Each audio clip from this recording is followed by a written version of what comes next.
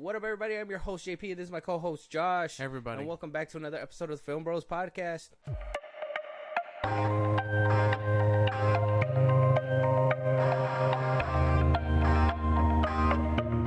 Another collab coming in. We're going to go ahead and start jumping right into this. You guys seen the title. You guys know what we're breaking down. Josh, I'm ready to get very uncomfy with you. I understand that my understanding is that you are a dreader of these conversations.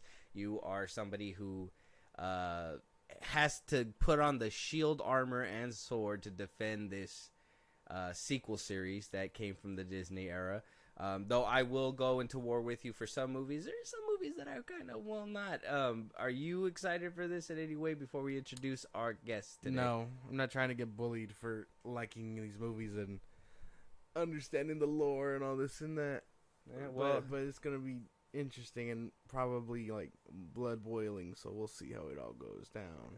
All right, so with that being said, without further ado, we got the Force Unscripted with us once again, Nikita, Winchy. We got them back in the booth. We're going to go ahead and talk about all things from the Disney era. So, Nikita and Winchy, welcome back to the FilmBros podcast. Any new endeavors, anything different with you guys that you guys want to talk about to let people know so they could go and check out on your side? I mean, with Bad Batch coming out, we're definitely getting ready for that entire series to kind of wrap it up since this is its last season. So we've been doing most of our second season as like a prep work for that.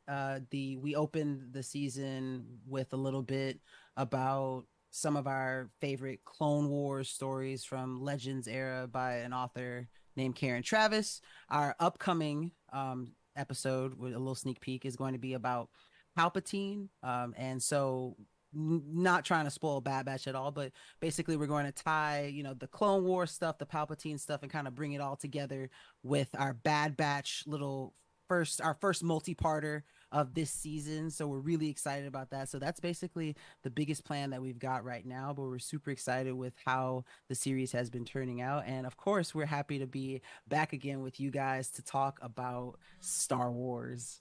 Yeah. Yes, sir. It's always a blast talking with you guys. It's great. What, Winchy? Why are you so quiet over there, Winchy? No, nothing. Yeah, because because I was muted. Not saying I was or wasn't, but it is possible. Also, the kid was talking. So I kind of wanted to pass it to you first, Winchy. I had asked Josh how he feels about walking into a Disney era Star Wars conversation. He's one of those that will put on that armor and shield to defend these movies to his dying breath. I will most definitely jump in there for a couple of movies. How do you feel about the Disney era Star Wars films? I hope you brought boxing gloves. Damn. Okay. Okay, that's so ominous. Yeah, that's like, what's that even? It's so easy. It's so simple. I love it. It gets straight to the point. Nikita, how you feel about this Disney era Star Wars conversation we're about to have? I'm excited. I'm not gonna lie, I'm a sequel hater, but always a Star Wars lover, and those two terms are not mutually exclusive in my head. Okay, all right. I mean, I feel that because you know what? There's a couple of the sequels that, like I said, I ride for. I mean, I won't ride as hard as maybe like the prequels or the original trilogy, but for sure, there's some things that Disney put out that I can't say 100% no to. I don't know. Yeah, I feel like the best way to encompass like my thoughts on the sequels is just like, I don't think Disney did the best job with them, but I feel like what they did with the other series that have come out have kind of repaired some of the damage they did with the sequels, if that makes sense. Filling in gaps for knowledge for me kind of fixes it because it's all a lore standpoint. Execution may not be great, but lore content is still lore. So I think you guys said, and I think Josh had recently said in an episode as well, that some things you may not agree with, but at least Disney's kind of like feeding us. You agree? Yeah. Yeah. Basically. As I tell him, I don't want chicken nuggets with like mac and cheese, right? I want like that steak. Whoa, filet no, mignon, You feel me? wait. You don't want chicken nuggets with mac and cheese, bro? I would kill for that shit. Are you joking? Faster than a cat can lick its ass and step back is how into it I am. I don't even know how you pack that up into such a small sentence. I don't. That was a real compound word. Like, everybody loves their chicken nuggets and mac and cheese. No diss to the people that want it was that. a metaphor. It was just a metaphor. And to me, the whole Disney era, hits, misses, but there's some when they missed a couple of times that should just you might as well have missed and just hit my soul. Yeah, that's just not good on some parts for sure. But regardless, we have the list here. As always, we're going off Rotten Tomatoes. The Force Awakens that came out in 2015 is at a 93% critic score. 2017's The Last Jedi at a 91% score, and Star Wars: The Rise of Skywalker at a grisly 51%. Disney is the only company to have brought Star Wars to such a high status. Obviously Revenge of the Sith, and we talked about those before, they barely cracked 80, where other ones were lesser. And at least with these three, they were a 90 and above, except for Rise of Skywalker. Yeah. Josh, you agree? You disagree? I mean, did you feel like Star Wars was doing something here? I think all of them were kind of really well. I know critics have their quotas and their whatever criteria they have to meet, but I feel like the critics justify themselves mostly. I don't know about. I think the last one was probably the only iffy one. Like, I would have hit around like a 60% at least. I think 50 is a little too low. Oh, you would have picked it up to 60. Yeah. Okay, all right. Nikita, what do you think about these scores? I'm on it for Rise of Skywalker. I agree with that one. Force Awakens, I feel like should be the second, but I understand why it's the first, so I don't think it deserves a 93, but I'm okay with that. And then The Last Jedi is I feel like the first two would definitely be close together, so I feel like comparatively speaking the numbers make sense. I don't fully agree with what they I feel like maybe a Force Awakens I give a 75, The Last Jedi I give a 79, and then I can keep Rise of Skywalker where it is at a 50. About a 50. Yeah. Okay. Yeah. All right. Wenchi was the one, the man of few words, so I'm kind of excited to hear what his take is. Wenchi, what do you think about these scores? The only reason these scores are above 50 at all is because they have pretty graphics. Yeah, whoever rated these apparently didn't pay attention to the fact that The Force Awakens was a copy-paste of A New Hope, and had nothing new or innovative in it at all. And The Last Jedi was all over the place. I mean, of the three, I still think it's the best, but yeah, I wouldn't give that over 55 at best. Rise of Skywalker, it can stay where it's at, but yeah, they were pretty to look at, but they were garbage. I agree with that. Pretty, pay attention pretty to. Trash. Pretty trash. Josh, you were putting on your gloves over there. I know I don't want to break the rotation, but I gotta get your thoughts. Yeah, they're pretty, but I think there's hella substance there. I don't know. That's crazy. I don't agree with Rotten Tomatoes in general. I think they can rot in a hole. But to say that critics aren't trying not to meet their criteria or whatever, this and that, by just looking at a pretty screen is insane. I may not agree, but I understand it's their job. I don't think they're just pretty colors. Well, if you want to be real, in a way he has a point. It makes it more manageable to swallow, right? Whereas Attack of the Clones, they shredded that shit. That doesn't make any sense. Oh wow, this looks really pretty. 90. No, that's not how that works. That's absolutely how it works. Look at it. What's the rating for the most recent Avatar movie? Avatar? Yeah, I don't know. Way of Water? The Blue People. Way of Yeah, Water? the Blue People one. Pull that rating up right here. I got you. Way of Water at 76. Yep. They only care about pretty stuff. Wait, whoa, hold on. That's a crazy comparison, yeah, guys. This movie was actually amazing. What are you talking about? Way of Water? You didn't Avatar Way of Water? I like the graphics, and that's the only reason it got a 76. What about the story? The story, yeah, it is how it works. Okay, wait. So what about the story? The story was there. Kind of. It was like the exact same story as the first one. I recuse myself from this argument. That's insane. That's insane to think. What? This is a crazy comparison. Yeah. Oh, dude, the pretty graphics, shitty score. That's how it should be. It should be more shitty, but like the pretty graphics are bumping it up. It's the same thing. It's the same effect as Rise of. No, there's not Rise of Skywalker. The Force there's Awakens. a 20% jump for on the Yeah, critics score to Star Wars. but go back. So wait, are you saying that you think that the first two movies of the sequel trilogy is better than Avatar? Because I don't agree with that. You saying me? Yeah. No, not you. I'm talking to them. Wait, It's good. I don't know if it's better than Star Wars, but I know it's like really good on its own. If you start comparing it, then you're just like, but it's really good. Avatar. Wait, okay. I would take Way of Water over Rise of Skywalker. Like that, you know what I mean? Like that, but that's. I would say, as much as I love Star Wars, I would say The Way of Water over all of the sequel trilogy. In all honesty, I agree. Yeah, well, you guys are haters. But how do we hate? We're the Star Wars fans. I'd be dead honest. I like, for me, like Last Jedi did no wrong. So I mean, I would probably put that one above Way of Water. If I had to pick Star Wars or Avatar, I think I would prefer Last Jedi for sure.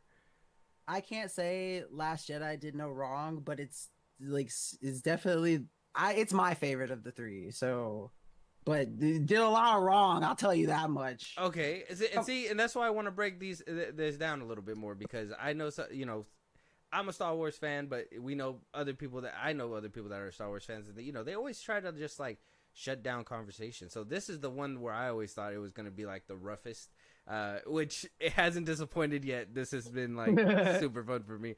But so when it comes down to these scores too, I got to give it at least Rise of Skywalker, probably a little bit lesser. I think they really dropped the ball with that one. Pretty or not, that shit was just not good. The other two, I mean, like I said, Last Jedi, I put that shit up there. I know a lot of people shit on it. I really hope to pick your guys' brains to understand why it wasn't really that good for you guys. And then, Force Awakens, copy and paste of a good movie. It really isn't, you can't really go wrong. Unless, you're one of those people that is like, oh, it's Mary Sue, that's why. I gotta say that, because there's a lot of people that are, I think a good chunk of people like the copy and paste, like it wasn't a big deal, but then they just didn't like that they replaced Luke with Ray kind of thing. So the actors don't matter. They did the best with what they were given. I think it's if you write a shit story, it's gonna come out shit. No matter how pretty you make it look, no matter how much whipped cream you put on top of it, it's still a pile of shit. They just dressed it up to look pretty. They just put a bow on top of it, and then you get a decent score because of that. Yeah, that's interesting. That one's a. I assumed these scores, and if I want to keep it a buck, it's because Disney was running Rotten Tomatoes at the time. Probably. Wait, they were? Well, because there was a lot of speculation and rumors when Marvel was like at its peak, which that was like what 2016, 17, 18, 19, that Disney was kind of influencing the Rotten Tomato scores by paying a little bit more to get them there. That's why every single Marvel movie, I know a lot of people hate certain films, but yet there's still a really good score for them. So I was assuming that Disney was doing the same for Star Wars at the time. And then Rise of Skywalker came out and they were just like, we can't do this anymore. I mean, I believe the conspiracy. I don't know if it has a real point here. Yeah, because I honestly believe all these would probably have been like 70s. Rise of Skywalker lesser. Oh, man. But I think they would have been 70s, maybe Last Jedi, maybe in the 80s, if they weren't paying. Because there's no way that you didn't get a critic that was a die-hard Star Wars fan that just felt robbed by these films. It's meant to be unbiased regardless. Critics? Yeah, but they're not. They're gonna Well, yeah, a dollar sign would make me fold too. That's what I'm saying. Yeah. But I mean, I would understand that. I don't know. I don't think There's no way I'm not gay, diehard- but $20 is $20. Like the point, like I see what you're saying, and I obviously I understand the conspiracy to a full extent with like the MCU and all that. I don't know if it's money. I don't know if it's that pretty to shoot up to a 90. I don't believe in all that. So what do you believe? I believe they're fine scores. Oh, you believe these were actually genuinely good movies? Yeah. Okay. I chalk it up to, the mouse was putting some cheese in people's pockets for sure. 100%. I personally don't think that there's any way. But let's start with The Force Awakens so we can understand where all that comes from. Winchy, you said that this was a copy and paste film. Yep. Can you dive a little bit into that and then kind of give us the dislikes of the film? All right, let me paint you a picture, okay? Okay. Forgetting the characters, forgetting everything. You get a desert planet. You've got a kid with no or losing parents. Okay. They find an old ass mentor. They fly on the Millennium Falcon. Yeah?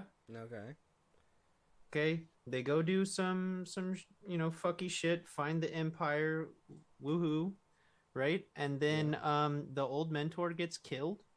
And then by a figure that's related to the others or to them to some extent, right? And then they have a little battle at the end where the big base blows up or whatever. And they get a medal. The Death Tell me Star where I thing was wrong. Yeah, no, you're not wrong. I think the first time I was sitting there watching it and they were like, "Oh, it's like a giant planet." I was just like, "Did the Death Star again?" I was just standing there like, not even. I was just sitting there with my popcorn. I was just like, "Again?" Oh, and the hotshot pilot saves them from like certain doom at one point. Well, I mean,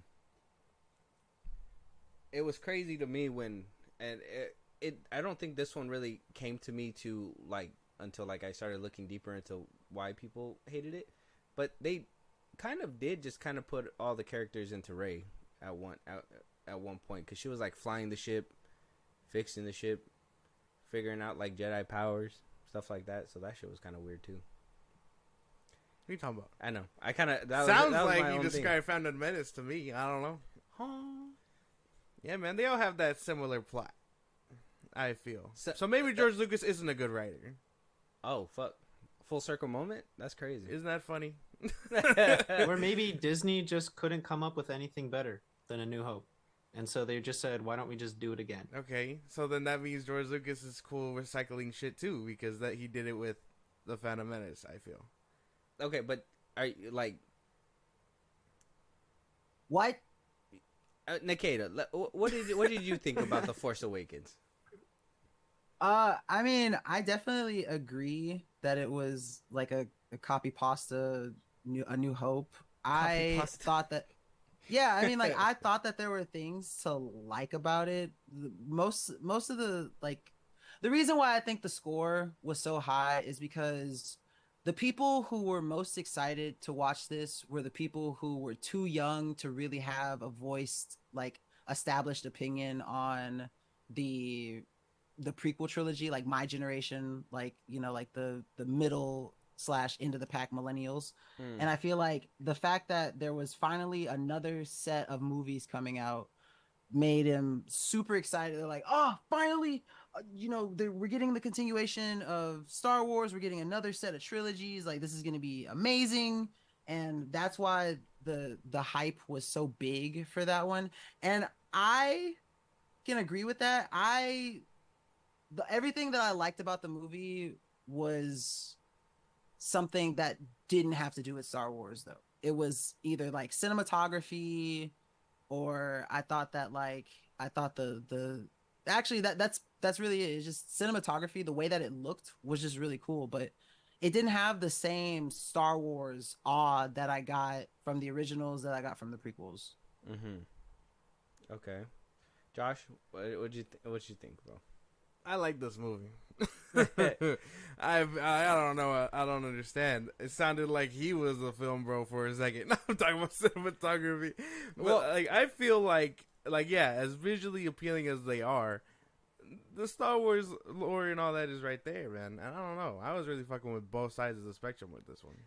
And this was This one was kind of like talking about the cinematography, like Nikita was saying. For me, and this was, I was already interested in like films in a way, from the film perspective and on the outside. When I heard J.J. Abrams was coming in to do The Force Awakens, when I was sitting there, I was like, this doesn't feel like Star Wars. This felt like his film. But I acknowledged the fact that he was bridging the gap into Star Wars. Yeah, I don't know what that means. Because we watched that Star Trek trilogy recently. He came off of Into Darkness, or came off the first one straight into this one.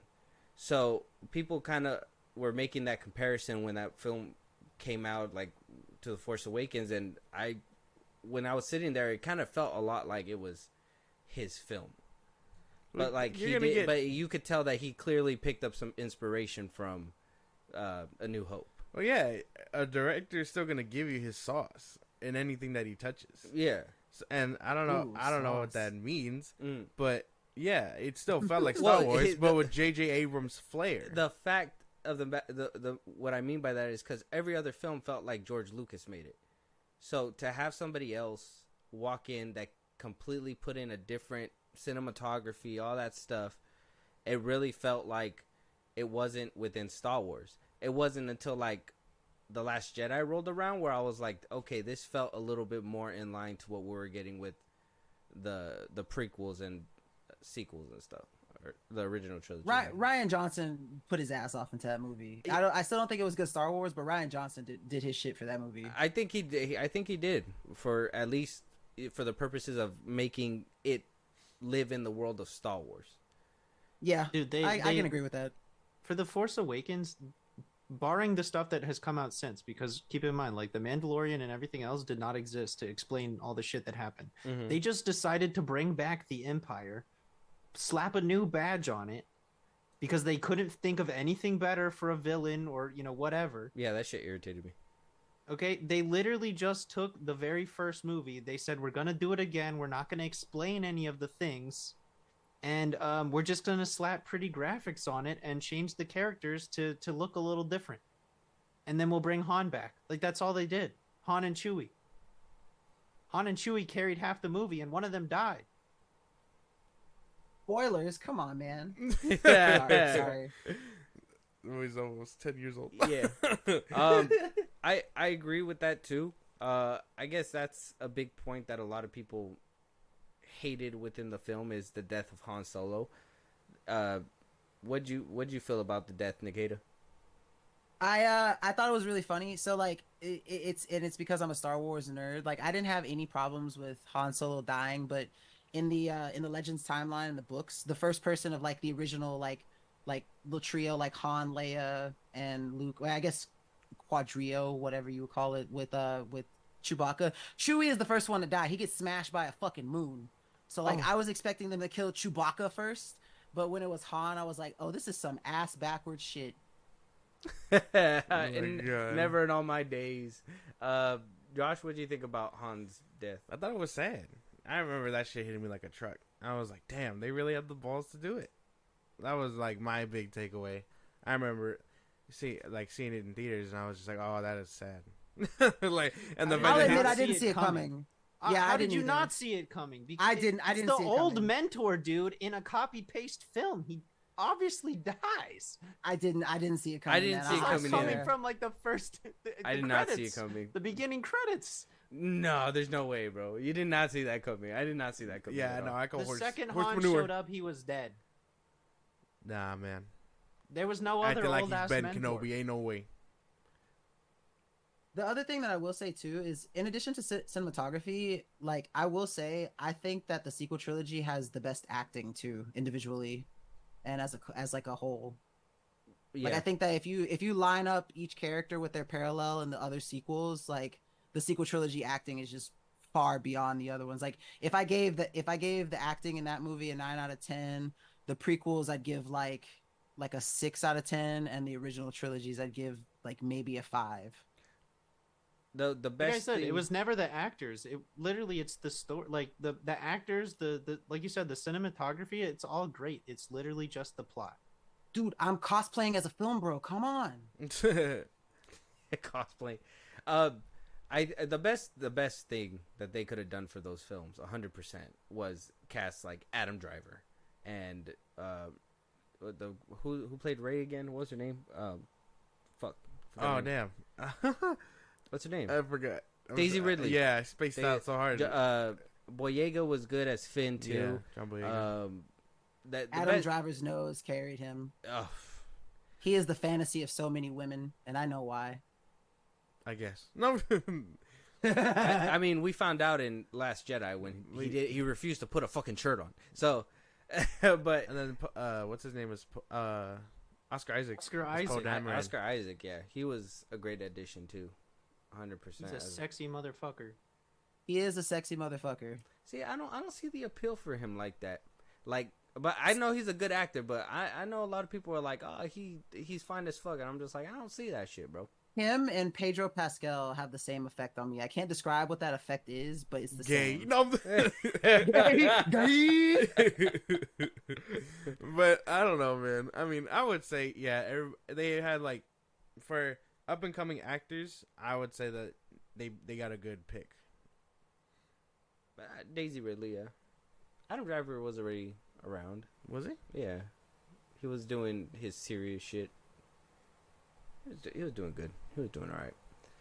Disney actually got a deal with that fool because he was like, I think he shot up right when he did, or right after, or right before after he signed the contract for it, and he was already like a name. Okay. So maybe they predicted that. I don't know what happened, but that shit was actually a weird coincidence.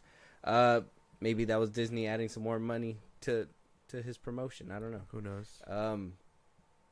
What'd you guys think about when she what'd you think of what was that the big problem? Oh yeah, the fact that they were gonna tee up Boyega's character Finn to be a Jedi.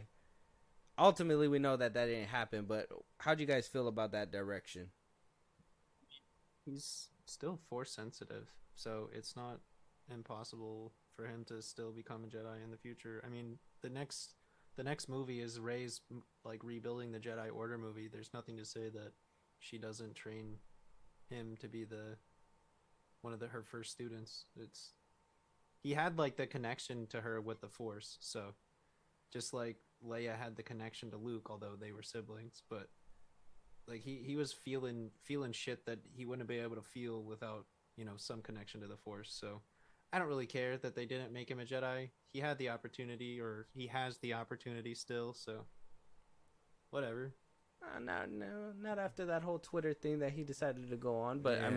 I mean I'm not talking about his actor, I'm talking about the character. Let's would you want to see a recasting?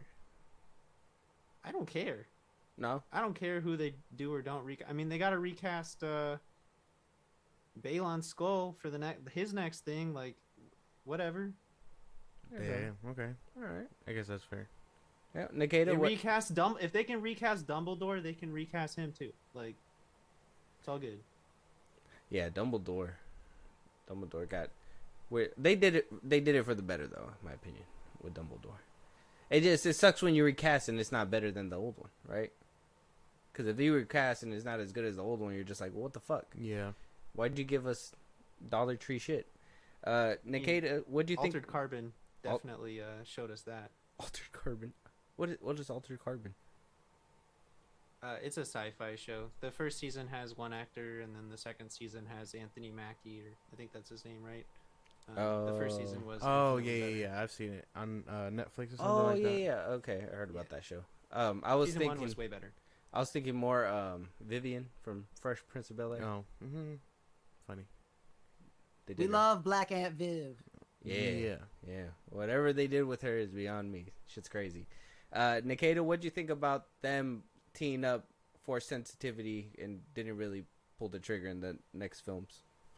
I remember being very upset with the Star Wars community when like they were doing a lot of promos for The Force Awakens, because there was I knew Star Wars fans were like a good portion of them were racist, and then I found out how racist they really were when like they were teeing up for Finn to like possibly be a Jedi, and then they like it feels like Disney saw the outcry and struck down that shit so fast. I would have been down for it. I would love to see a black Jedi. Like I still freak out like when I go back and watch the originals and I see fucking Billy D. Williams, because like that's like the most notable black person in Star Wars, and like I was like, oh yes, we're finally gonna get like a black Jedi. That'd be dope. Like it's not Mace Windu. Like granted, I was like, about to Mace say we Windu had is- Mace Windu. It shouldn't have Yeah, been that but much like hype. That was Sam Jackson. But he never got to be a badass really. Like he cut off Jango's head, and then that was about it. And then he got thrown out of a fucking window. Like he almost smoked Palpatine, and then they crushed that dream real quick. Well, that's why But I he was like- single-handedly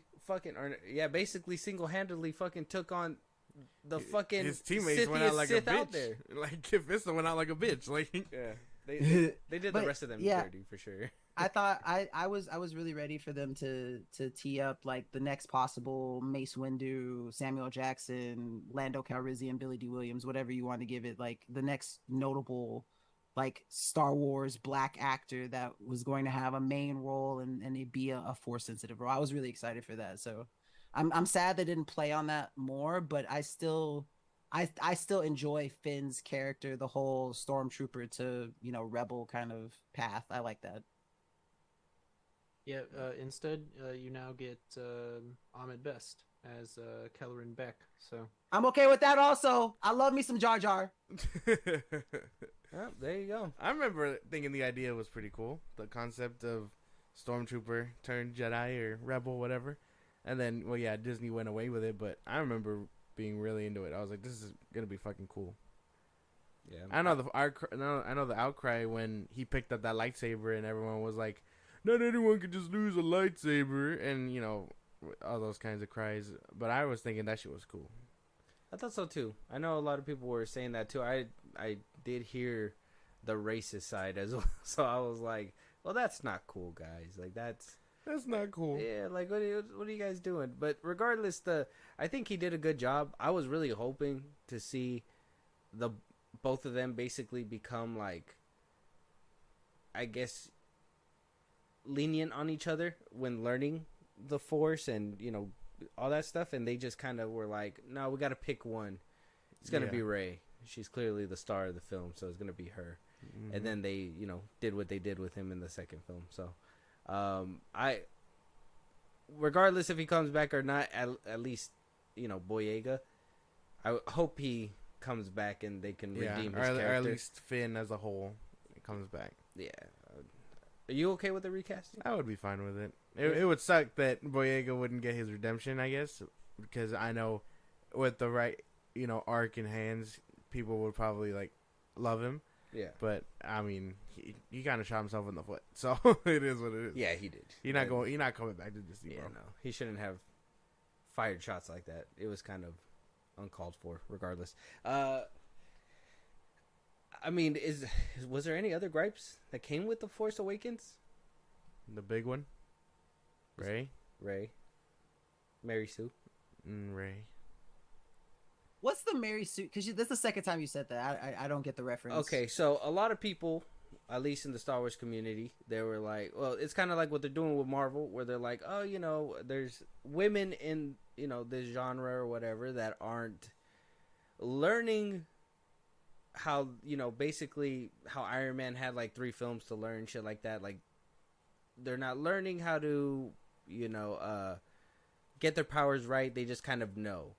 And they just kind of use their stuff because they know just automatically how to use their powers. And a lot of people felt that Rey just kind of knew how to do her shit a little too quick. Oh. It's a reference to a character in like an old movie. Yeah.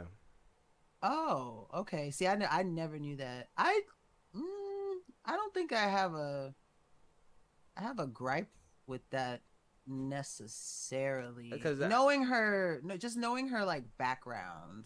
Yeah, because there was a lot of people that were like, well, how'd she know how to fly the Millennium Falcon so good, so fast?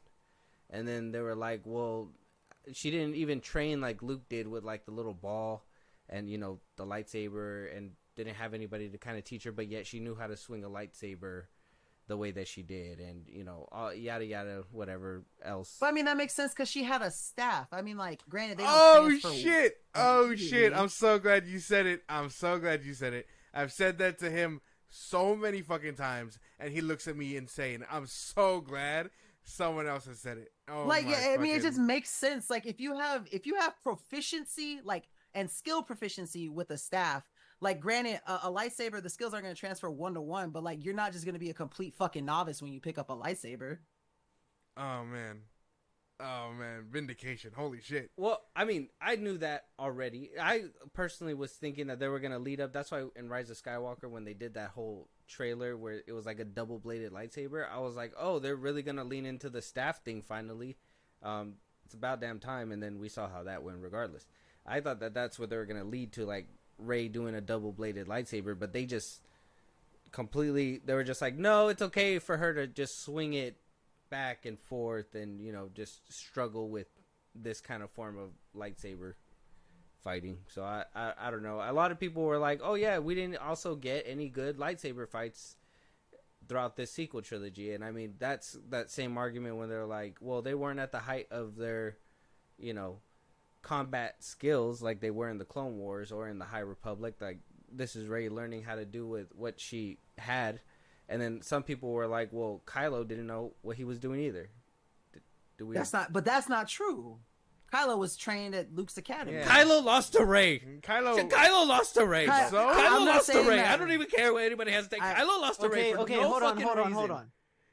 Arrogance leads to making mistakes. We've seen that so many times in Star Wars. He was arrogant. No. He was hurt. No. She was growing stronger in the Force.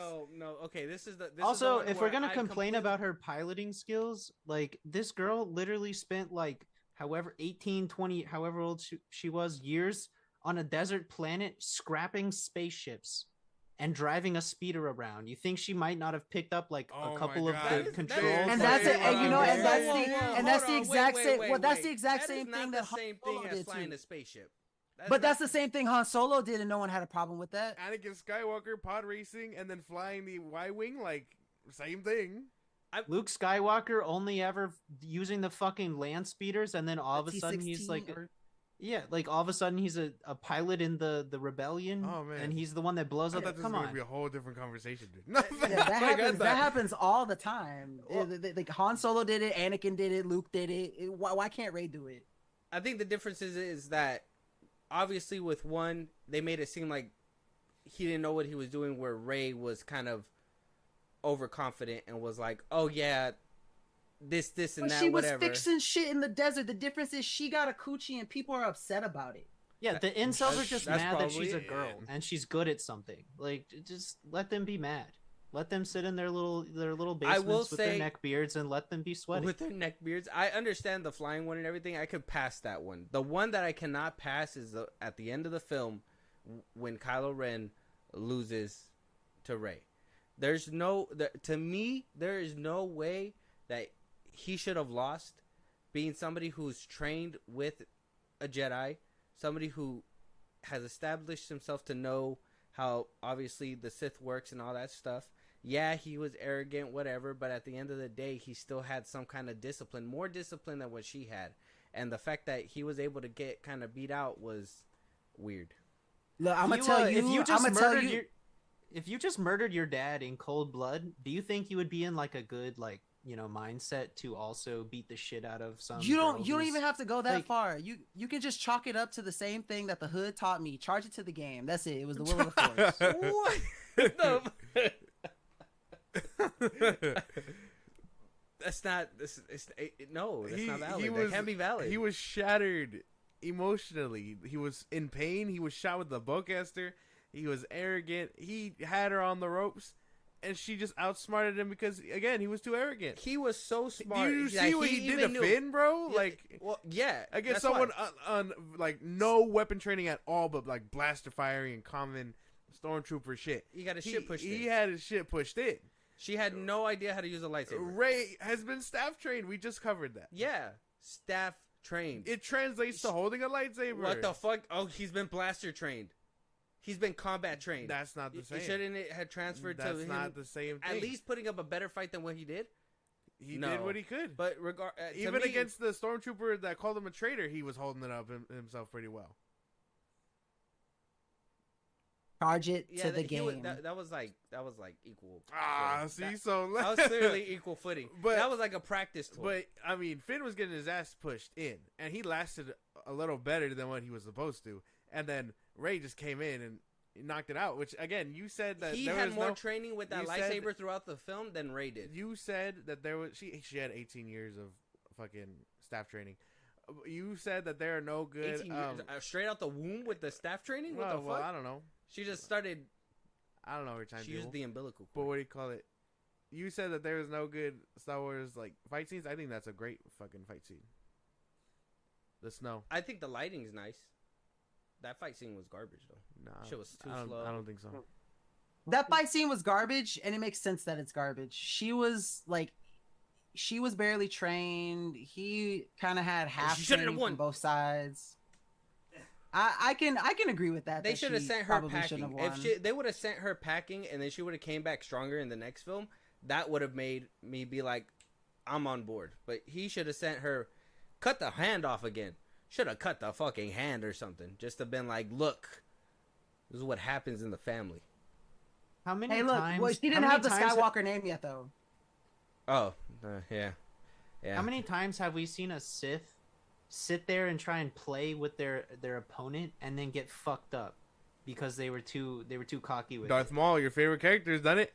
It took him coming back to life to get the message, but yeah, he still came back like a motherfucking G, dude. bro. It's their MO. They're just full of arrogance and confidence and cockiness. Look at Anakin. He's like, Obi-Wan's like, dude, I have the high ground. And he's like, I'm gonna do it anyway. Fucking ruled for 20 years. 20 years. Wow, 20 years. So long. That's a long time. That's a fucking long time. No. In comparison to what? 3 years of war. couple thousand years of peace. 20 years is a long time. How long you think the Republic's been around? You think they didn't fight wars? Look at KOTOR. Look at all that shit. Like, the Empire's got nothing. They're a speck of dust in the infinite time of the cosmos. Like, they're nothing. I don't know. That fucking the blasting the worlds wasn't nothing. I'll tell you that much. They were ruling with an iron fist. Them guys. They were doing some. They had a strong start and they just let it crumble. Yeah.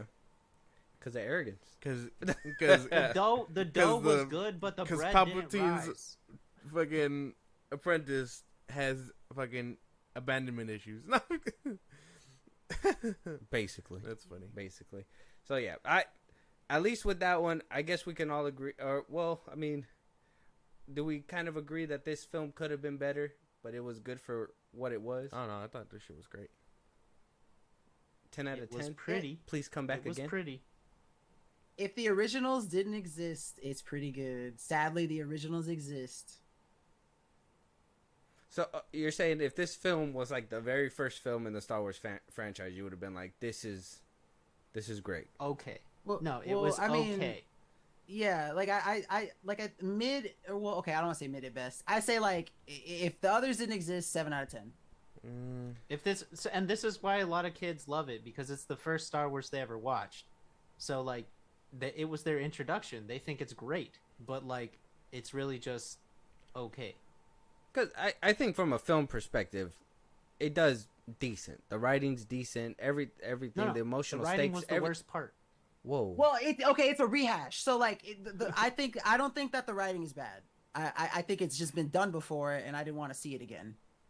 Yeah, there you go. That's a perfect way to put it. I mean, to be fair, talking about last time we talked about A New Hope, I was saying that it wasn't, all that in a bag of chips, but it's where you got to start. I would say this is probably a better retelling if that's the case.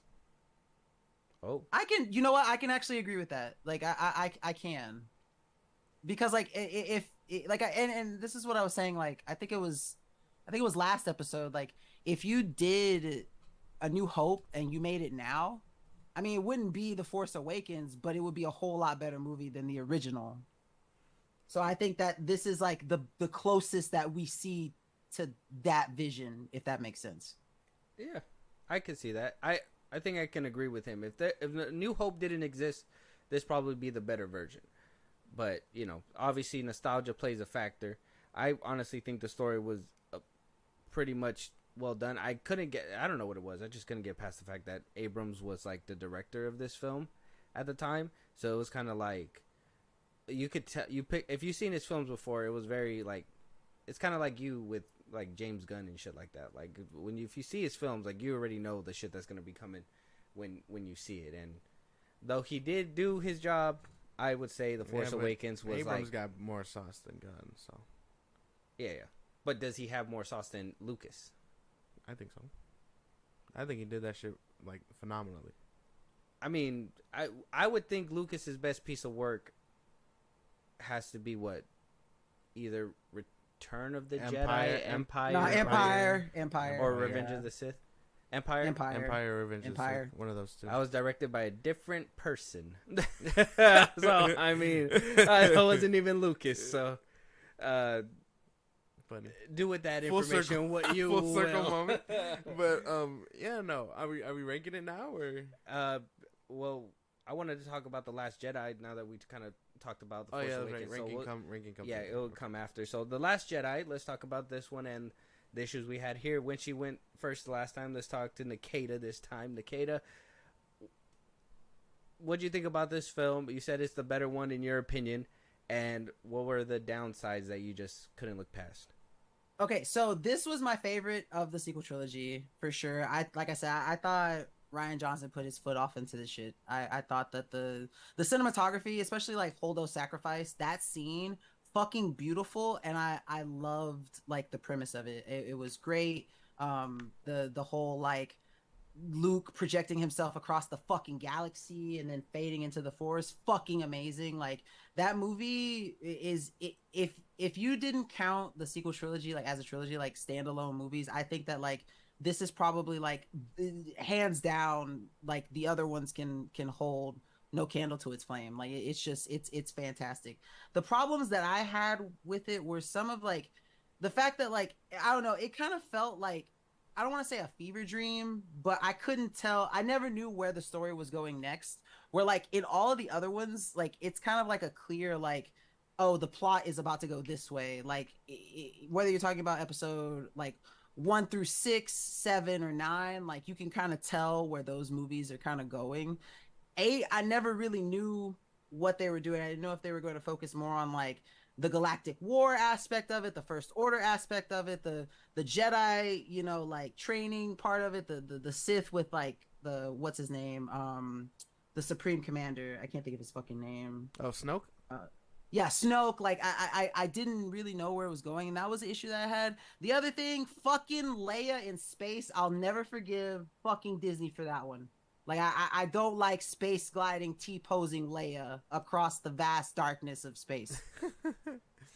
But like still even though the content of that scene fucking sucks, very beautiful. I love the way Carrie Fisher was truly glistening, the way that like the ice crystals forming around her body as she floats across, like very beautiful scene, but stupid fucking Star Wars.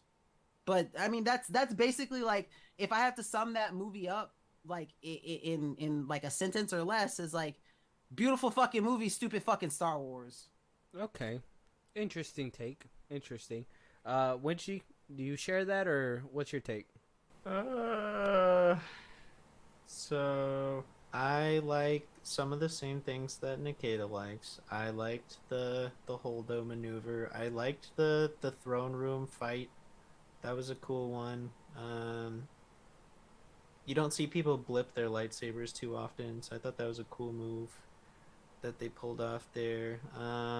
I don't think the physics of what they had going on with the chase scene made much sense, and the casino stuff, like I was not about it at all.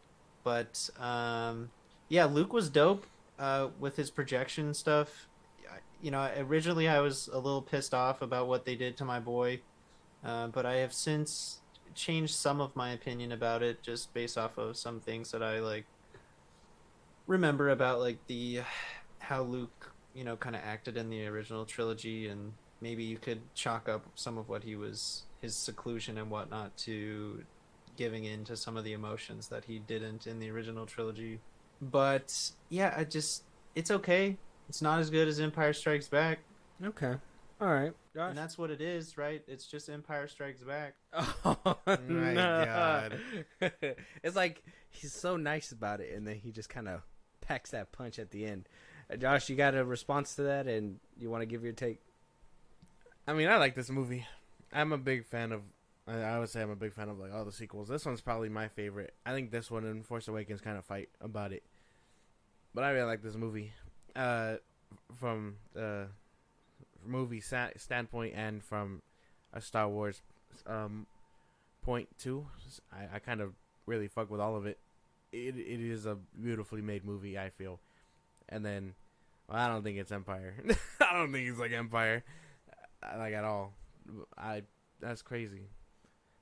This film, I think it's a well-made film. I think this one was done very well. I will share Nikida's sentiment when he says, like, I couldn't figure out where this movie was going, because I couldn't either. I personally thought, like, this was going to be, like, all in space kind of thing, and then we wound up at a casino at one point. Then we were following, like, this Force-sensitive little boy at one point that really I was just like, well, you know, it's nice to know that there's still Force sensitivity out there. It never followed up on it regardless, but by the end of it, I really enjoyed this film. That throne room scene, the crate scene was great. I guess to kind of go off what Winchie was saying, so did you, when you saw Luke in the way that he was, you said now you kind of have an understanding. When you were in the theater the first time watching it, or the first time you watched it, did you like stand up and were like, this was a load of crock or shit or some shit?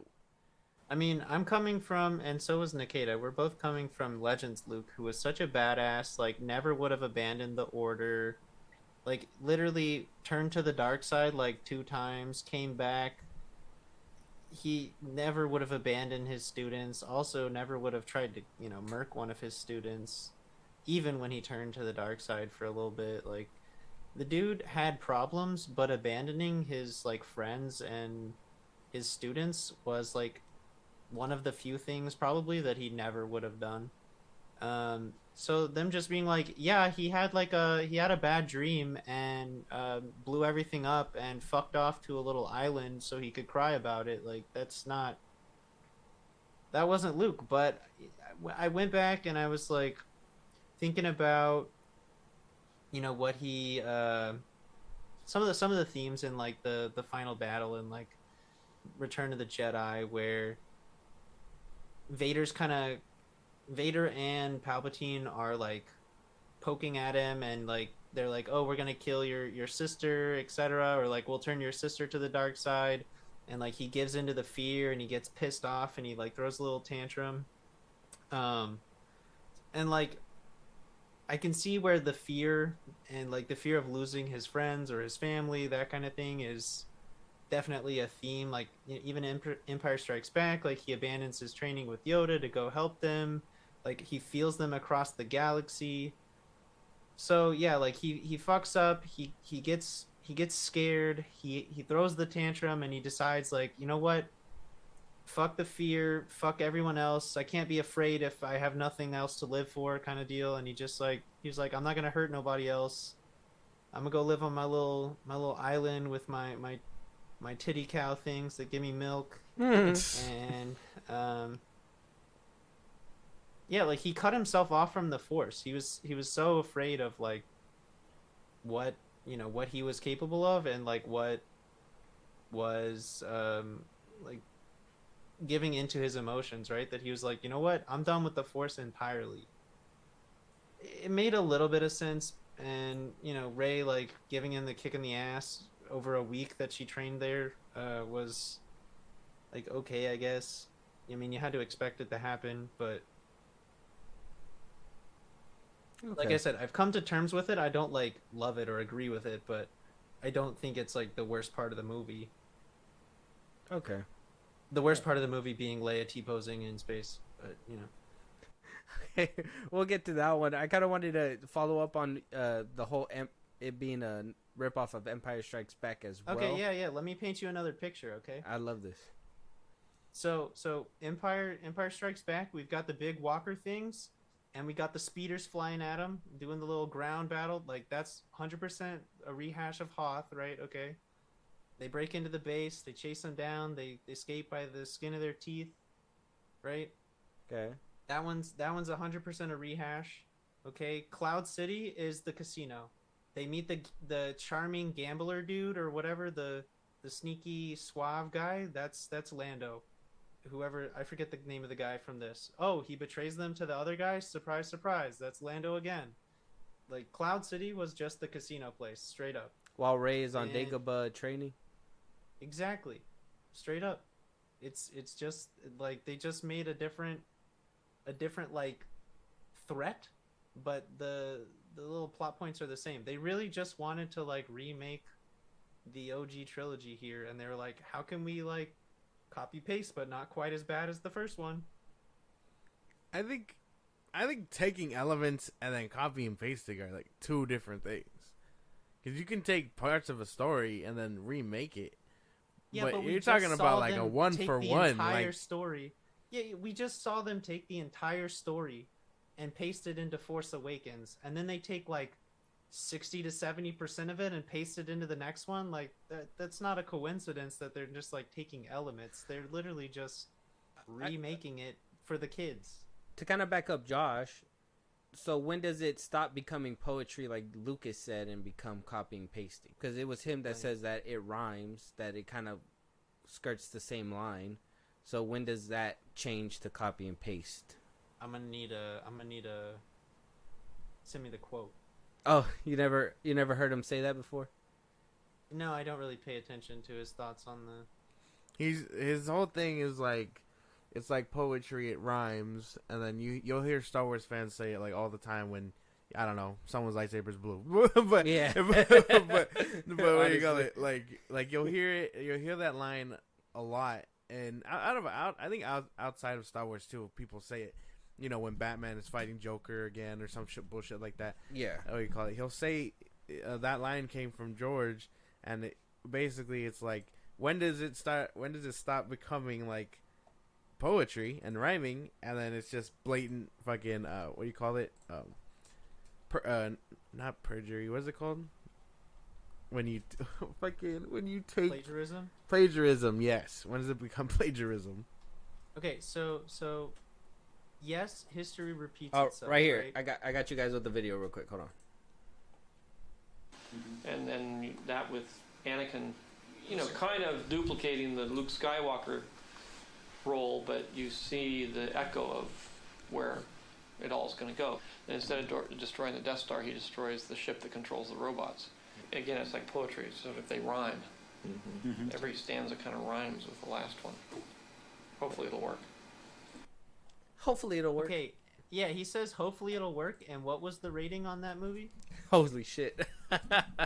Okay, so back to my point. Right? Yeah. Because I feel like that wraps up yours. Like, the thing is, like, if you're gonna, like, yes, history repeats itself, and even in Star Wars, we see, like, the same kind of theme. Like, the bad guys rise, they get a following, they attack the good guys.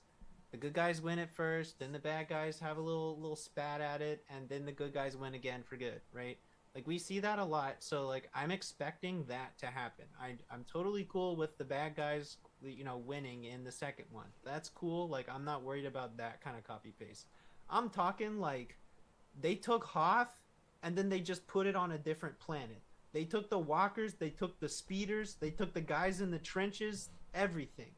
They just copy-pasted that shit. Like, that...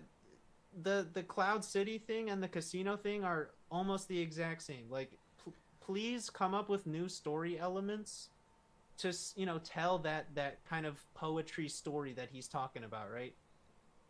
Well, no, yeah. I think that is the poetry part. He said No, it's each not. stanza kind of copies the last one. Or not copies, but it meant to rhyme and complement and the he last said, one. I hope it works, and it totally didn't. So I come think up with something I new think to it make did it work. It made almost It $1 billion. didn't work. What do you mean? Or The it made $1 Phantom billion. Menace was like the shitty one. Like, what do you mean? I don't know, man. I think that's kind of grasping at straws a little bit. Like, I feel like you're kind of projecting it a little bit because I see the elements, but again, I don't think this is copy and paste one for one like you were talking about with A New Hope and I didn't say one for one. I said like 60 to 70%. That's what I would ask you as a Star Wars fan, and knowing that George Lucas kind of sees it that way, you wouldn't kind of see it that way where it is poetry, where you can have the same kind of things here and there. I mean, I guess with The Force Awakens, you can kind of... That one, I gotta give it to the whole copy and pasting. That's where I can kind of say the line is blurred right there. But I think The Last Jedi kind of... It was that poetry that I think Rian Johnson was trying to go for. If it gives you a new perspective on the film. No. I think what he did was he took a really shitty start and he did the best that he could with it. I'm not saying that it wasn't the best of the three, because it was. They pulled that one off the best. I'm still saying that it was rehashing the old elements and really not changing much of anything. Mm-hmm. Okay. And yeah, it did well because Empire Strikes Back was the best one. So obviously the like 60% plagiarized version of it is probably still going to be better than the copy paste of the one that wasn't that good from the original trilogy. Okay, you say that it's the same as Empire Strikes Back and it has that appeal, but this movie literally split the fandom in half. It does not have that kind of love for this. The Last Jedi does not have the Empire Strikes Back love. But you said it was a better... Did you of the three, it is the Empire Strikes Back of the sequel trilogy. Oh, got you. Okay, I get you. All right, yeah. Nikita, you're kind of quiet over there. What are you thinking about all this? I love getting to listen to you monkeys argue. It's beautiful. I'm sorry. I mean, I don't know. Keep going. No. What were you asking me? Well, like, we were asking you what you were thinking about. Well, Empire, The Last Jedi being a real copy and paste of Empire. I don't think it's a I don't think it's a copy and paste of Empire. I think it's kind of like Empire in reverse, but like not a copy paste, just like elements of Empire in reverse. Because like instead of like starting with the Hoth part, it ends with the Hoth part. You get the middle part with like the casino and Cloud City parallels. Like I see what when she is saying. I don't think it's a copy and paste, but I mean, yeah, it's definitely Empire Strikes Back-esque. That's why it takes elements. It's not ripping the movie into one like he was saying with A New Hope and Force Awakens. They do. Yeah, flip. it's not the same. Like I definitely think that The Force Awakens is a copy paste of A New Hope. I think that The Last Jedi just takes a lot of elements from Empire Strikes Back, however. Yeah, I see what Winchie is saying. I see what you guys are saying. I would say my personal opinion is that less than like 20%. Yeah. I would say it takes a solid 40 to 50. Okay. Because like the whole point of Empire Strikes Back is like, yes, the Empire is like probably is possibly going to win. Like our hero lost a hand. Like Darth Vader kind of won. Han Solo is trapped, and then like in Last Jedi, like Luke's gone now. Like the rebels had to turn and fucking run, lost half their fleet. Like the First Order's kind of a fucking big bad doing all the shit in the galaxy. Like it a lot of it just feels the same. It's the tone. I think it's. I don't think. I feel that, and I understand what Nikita is saying, but that's where I say, that's where that poetry comes in, because it doesn't feel as blatant as The Force Awakens with A New Hope. I think there's that one where you get how you said that esque of Empire Strikes Back. It's not. You can't pin it the same exact way. I don't think, and that's where I would, as a fan, say I gotta have that line there, that one had to be poetry, like Lucas was saying way back when, that Disney was trying to, or at least Rian Johnson was trying to do. I can agree with that. Yeah. What, Josh? You had something else to add? Not really. I would say this movie's really good. that's like where I would like kind of chalk it all up. Okay, I gotta ask. Though it was a cool looking scene, the holdover maneuver. All right, a lot of people had a problem with that. We could have done this with spaceships. Why didn't we do it a long time ago? Why didn't we just ram one in the Death Star? Why didn't we whatever? How do you guys feel about that scene? Nikita, anyone? I'll take it because I like space stuff more than he does spaceship stuff. Okay. It totally works. It's an established fact that hyperspace lanes are designed the way they are, and routinely cleared of like debris so that people don't hit shit in hyperspace. You can hit shit in hyperspace and go kaboom. Hyperspace lanes are designed to avoid planets, to avoid asteroid fields, all kinds of stuff, and there are plenty of dangers with hyperspace travel. So yeah, she points the ship at the other ships and she clicks the hyperspace button. Absolutely, there's the chance that she fucking splats right through them all. 100%. That's a big ass ship. You know how big that thing was? It's hard to miss it. Yeah. And see, like, in the movie, that's not even, like, the biggest space gripe that I have, in all honesty. Like, even if you consider that scene, even if you consider, like, the Leia scene, the biggest space gripe I have is, like, in the beginning of that movie, they're, like, micro-jumping, like, to a bunch of different planets, but you can't go to hyperspace within the gravity well of a planet. So that's the part that pissed me off when it comes to, like, space physics. That's the part that makes no sense that no one ever really talks about. You're talking about in Rise? Oh, is that Rise where That's they do that? Rise. Oops. Yeah. My bad. Yeah, Oops, save that sorry. point. Save that point for later. Yeah. I thought you Sorry, were gonna have a yeah, problem like, with the bomb running. I was like, that makes sense. Like that was they made it make sense. Nah, I just like as far then okay. Let me retract that statement because I get my movies kind of mixed up. Sorry, this one brain cell is working in overtime. Yeah. But it's like that scene.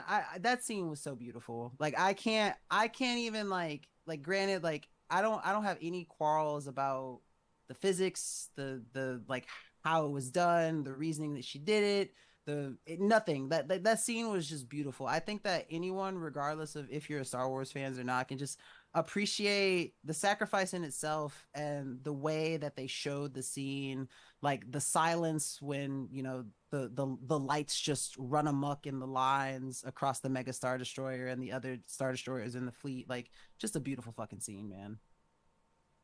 Okay. That's the one part of the movie I'll say nothing bad about. Yeah, the holdover was like cool with me. I never really had an issue with that. I know a lot of people were like complaining and saying, "Oh, well, you know, we could have easily done this multiple times and whatnot." Josh, what do you think? I mean, I loved it. I remember loving that shit. Shocked me like badly. I was like, "Oh shit!" Yeah, watching it in theaters. That shit was tough to like see. I was like, "Damn, she kind of a badass." She was annoying the whole movie, but she really stepped up when she needed to. And I mean, I thought that scene was like really beautiful. And I know people were like, "Oh, it can't be done" or something like that, or if they had it. I would say that for all that, same thing for my reasons and like why there's such a lackluster of lightsaber battles and stuff. It's a generational thing. Their ships have probably come a long way and mad capable of doing this on a grander scale. So the fact that she ripped through the whole fleet says a lot. And even then, she didn't blow up like the big ass ship either. She cut straight through it. A good chunk of it was still like moving. Granted, it lost like half of its engines. Yeah, it was still there. Like, yeah. So I would say like that scene was like really good. Yeah. Never really had an issue with that. I know a lot of people like to be like physics and whatnot, but I'm like, this is fucking Star Wars, man. What the fuck It are is. you? It is physics. Like it's 100% physics that she ran into that shit. What's their gripe about it? Like what's incorrect in their mind? Well, okay. I don't think it's the fact that it's incorrect physics wise. It's that why aren't people doing this more often? Because you kill yourself. What do you mean? You just and maybe they don't want to die. Okay. If you also think about it, like if you think about it from like a military perspective, like the New Republic like decommissioned their entire fleet. So like the amount of ships that they have that are hyperspace capable that are of that size are very limited. To do such a thing, and even if you talk about like back in the original trilogy, like it's a fledgling rebellion that doesn't get funding like that. You waste the shit. You like waste one capital ship. Like you've just thrown a bunch of money into nothing. Like that they have to think sort of like, you know, like Plus- fiscally minded. Exactly. In that Money in that situation. Mon Plus, the majority Mothra of the could probably the majority throw. of the rebel fleet, like the whole majority of the rebel fleet, the reason that they were so good at like fighting against the Empire was guerrilla tactics. Their starfighters, the X-wings, have hyperdrives. The TIE fighters don't. So the Republic would just send the X-wings, which is why the X-wings are so feared throughout the galaxy. They would just send them in coordinated strikes. Doing that with a freaking X-wing is not going to do anything. Yeah. Like, we've seen X-wings just smash into ships, or whatever. Like, ships that size are gonna just obliterate themselves. So like, yeah, we would have to have seen like Admiral Akbar do the same kind of thing, and like Admiral Akbar is too smart to get caught like that. Yeah, there's it was just that argument when it comes down to that scene where, what if this was capable of being done, why didn't they just do it again, right? And I think the whole, I guess, the counter argument to them, you kill yourself, or you basically got to strap somebody who's ready to die to fly that ship into another ship. They're like, well, why don't they just send it into autopilot or whatever, build a ship that can do something like that and just fucking do it again, kind of thing. So that's kind of like the counter arguments for those. Yeah, no, looking on Reddit right now, a lot of people are saying like that it's just it basically annihilates every military logic in the other films. Again, it's all the same gripe where it's like, oh, it doesn't make sense that they can do it once. But yeah, once. Because Akbar at the end of the rope. Because Akbar could have done that supposedly in Return of the Jedi, and just did that to the whole fleet. We got how many like battleships in the U.S. like naval fleet? How many of them do you see like evacuating everybody from the ship, and then the captain rams it into another one? It's never. Yeah, exactly. It's not never. It's not a sound. So the fact that they strategy. did it in Star Wars, they're kind of like, well, what the fuck? Why didn't you do it again? That's just the logic. I know, and like, I feel like it's such a shitty way to like take away all those little like redemption and sacrifice there, because that shit was mad noble. And again, although I thought she was being a total ass to Poe, Poe was in his own ass too. Kind of just not listening to the reason. I don't know if the people would have had less of a gripe if it would have just destroyed the big ship.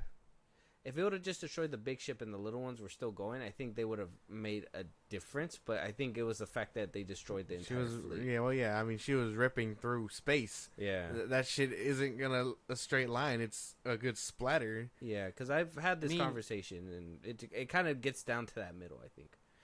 Go ahead, Winchie. Well, I think also we're looking at it a little bit from like when she does it, you're mostly looking at it from like a 2D perspective, like top down kind of deal. But like half of those ships were lined up, and like if you got a gun and there's like 3 targets standing back to back, are you not gonna like try and hit all of them with one like at once? Like it just they had like 50 ships back there, like twiddling their dicks next to each other. And she's just like, let me just point and shoot. She literally spray and prayed, and she just like got lucky. Basically, that was like that. I took it in the film as the last hope that for the film, and this was a sacrifice that she needed to do. You thought she was the asshole the home film, and turns out she actually had the best interests at heart, and you're just like, wow, that's great. So I personally didn't have an issue with it, but the Star Wars fandom did, and that's what divided people within The Last Jedi and that part. And you guys brought up another part, obviously, the Leia scene. That's the infamous scene. You guys already kind of said your distaste for it, but Winchie, if you can go in a little bit more detail on like why you hated that. She's unconscious. She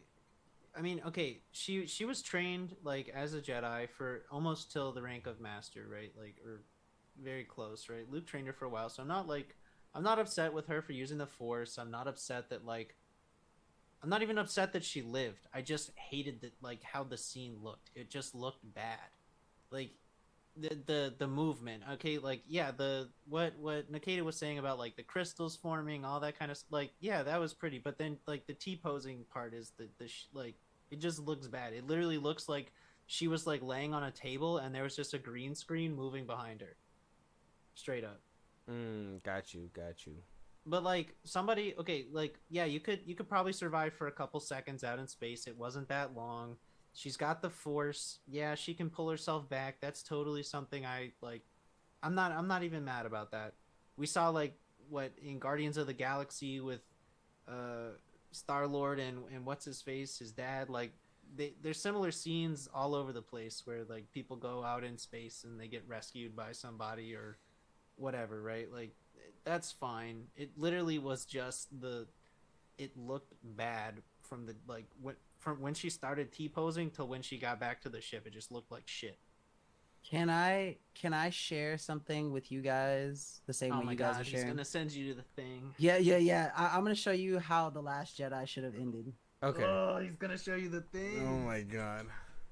Hold on, can I share my screen? Oh, I can't share while someone else is sharing. Oh, you want me to take it off? Let me take ours off. Hold on. It automatically does like sound and stuff, right? No, you gotta allow that. It'll give you the 3 dots on the side, and you just push that. 3 dots on the side. Oh, we see something. Yeah, we see Can you it. hear it? Can you hear it? No, we No. can't hear it. Okay, well you don't need to hear it honestly, but this is how it should have ended. Okay. Damn.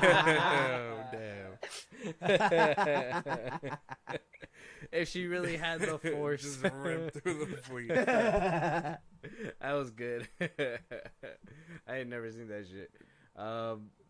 Nikita, so you kind of share the same POV with Winchie over here about that whole scene?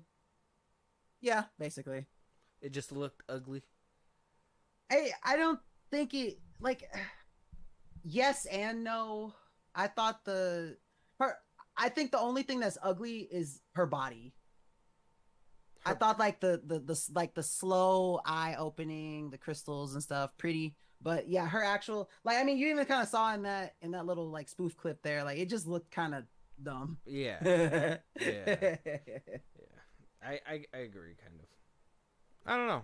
I mean, I guess it doesn't bother me as much because it's meant to be like a heartfelt thing, and I don't know. I think it's like a real like blink if you miss it. I wasn't paying that much attention to all that, but I mean, I didn't really mind that she pulled herself in with the Force and stuff. I think I felt more robbed because I wanted her to die. Probably a little bit Toxic. Yeah, I won't lie. I was like, it. yeah, I was like, okay, he finished off his dad at the end of the movie. Now they're gonna just rip the Band-Aid off, finish off his mom, and we're gonna like watch and explore him going through that trauma. And they just fucking aborted mission. I didn't know why they did that. God, finishing off your dad, then finishing off your mom. This isn't Alabama. Oh shit! Yeah, it's yeah. Star Wars. Yeah, Where people can Nah, finish off man, their sister. They they pulled a Padme, dude. They just wanted her to die like her mom of heartbreak. Yeah. It's poetry. Yeah. it rhymes. It rhymes. Yeah.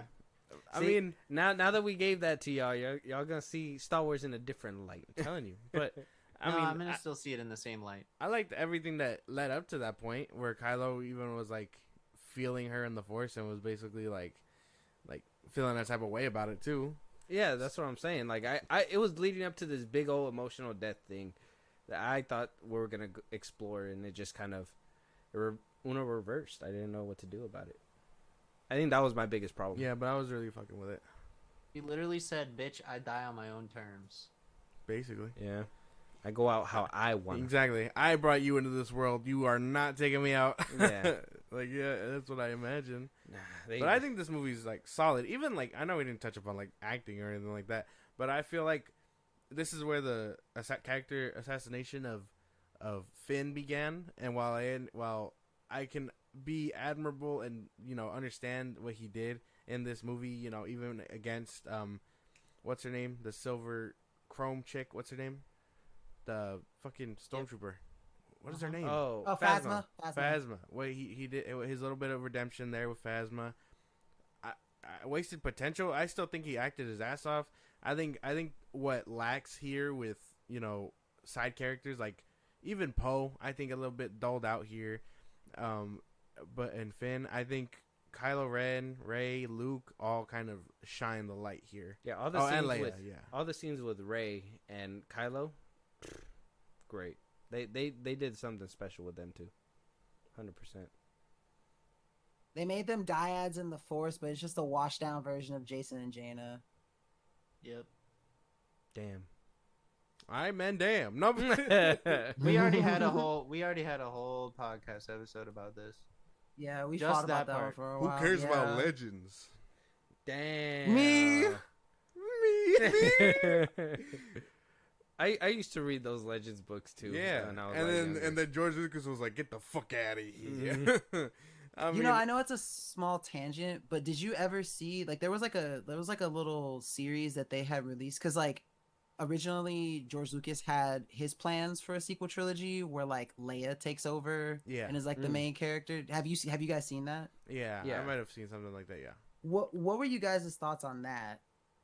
that would have been fucking insane. I thought it was great because I even heard that who was that that the person that was supposed to be like the villain was supposed to be Darth like, Talon. yeah, there you go. All that stuff. I was like, that sounded like a way cooler sequel trilogy. If only we could have seen it. I know, right? But What could have been? Well, we got what we got, and we got all this controversy that we got to cover. For content, it's great. It's amazing stuff. The Last Jedi, obviously, I think either you hate it or you love it. It's a 50-50 split with this one. People find the littlest things to pick. I know the casino thing's a highlight too, but I think a lot of people can agree that it can kind of fuck off. And then I think all those other things were just, the biggest spots to hit. But I guess we can finally hit the hard-hitting one, right? And that's The Rise of Skywalker. Wow, Yuck. we made it. Okay. Oh, the guy in the background. It's not. I'm sure we're gonna have all our opinions, but it's always just a bear to get to this one. Nikita, God, if you man. want to start off first, because yuck is a giant statement. We need to know what's yuck about it. What happened in this film that you didn't like, and I mean, can you give us some things that you liked?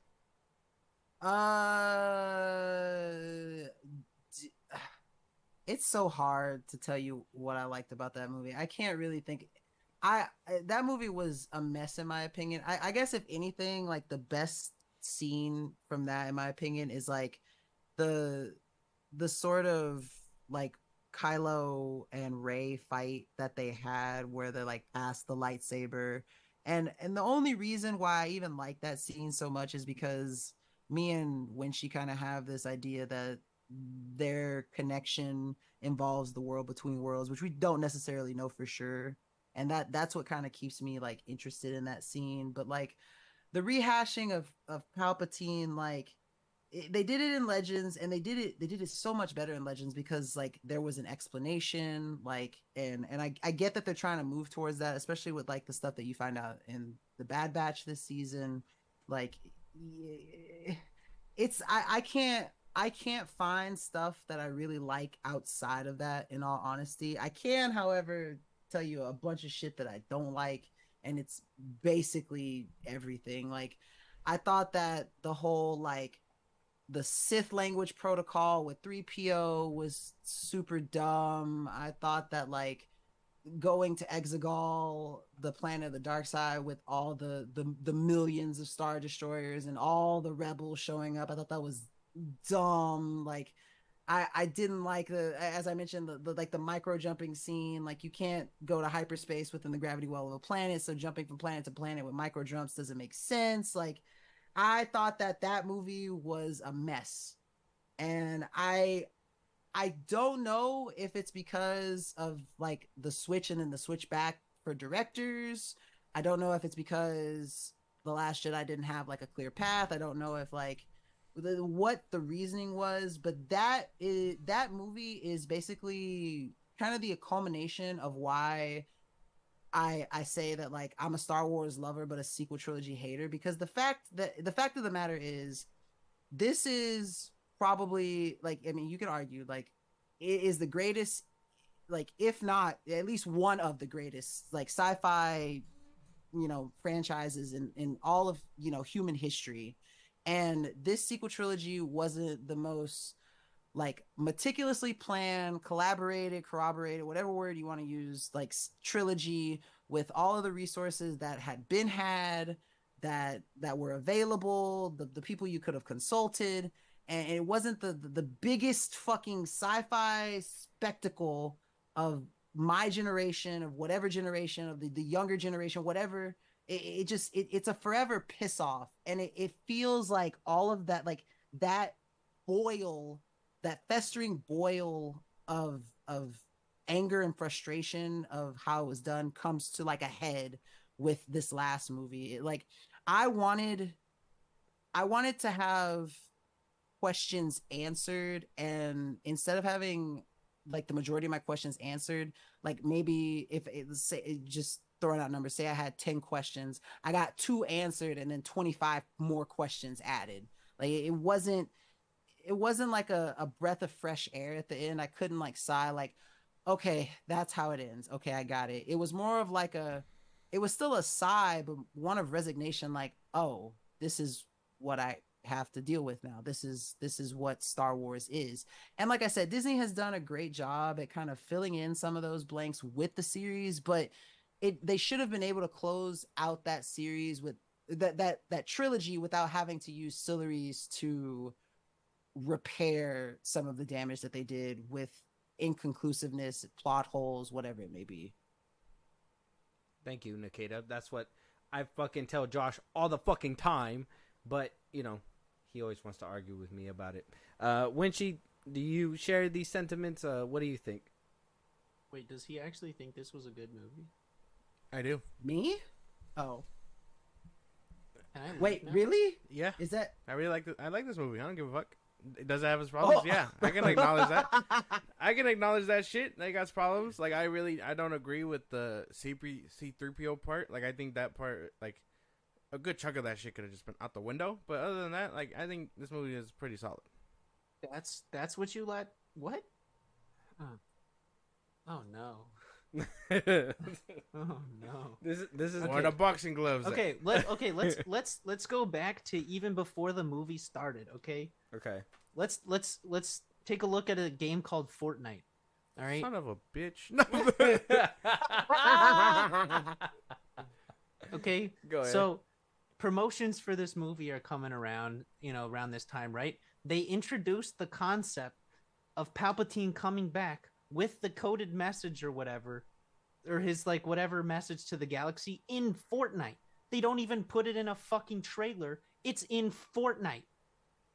That's so true. only the I didn't kids know remember that. about it, and only some of them have any clue what it's about at all. Wait. Did you miss the event? No. Oh, Damn. okay. Okay. As long as you showed up, that's what I was curious about. Why would I miss it? Okay, you go ahead. Okay. So, first of all, the people who actually give a shit about Palpatine maybe returning, right? Who may even know who he is, because, I mean, I guarantee you all those little, like, 8 to 12-year-olds barely have any clue, right, at this point, okay? They're not even playing Fortnite. We're watching Twitch streams of somebody. They have no clue. So they come into the movie theater, right? And in the scroll, it says somehow Palpatine returned. Somehow, the fuck? Are you shitting me? I knew it was coming, and like I wasn't even mad that Palpatine returned because I was like, oh, it like this was going into the movie, right? I was like, oh, okay, it happened in Legends. Palpatine's coming back. Like, I'm not even mad. Like, it's okay. Like, that's cool. They're just taking elements from Legends. I was totally hoping. Like, I had so much hope that, like, they weren't going to fuck it up, right? And then, no explanation. Somehow he returned. There's some, like, cloning vat things that you kind of get a glimpse of for, like, 10 seconds with a Snoke head in one of them. So you're like, okay, maybe that's how he happened, maybe somewhat. And then no other explanation. Just Palpatine's back. He's back. He's got a little cold of people on his little planet. He fucked off by himself. That made no sense. Absolutely He has none. a whole No fleet explanations. He has a whole fleet waiting for people. I don't even care about the fleet because he did that in fucking he did that in Legends too and in sort of in canon around like the Battle of Coruscant. Like he just pulls a fleet out of his ass that he's been building for 10 years on the side. Like that's a thing that he does.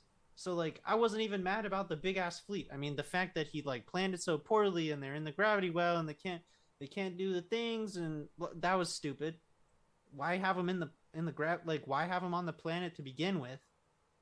That's dumb. So stupid. They're Star Destroyers, not land crawlers, whatever. But like just that one aspect, and I haven't even gotten to the rest of the movie yet, like that is stupid. And it started in Fortnite. Yeah. That did happen.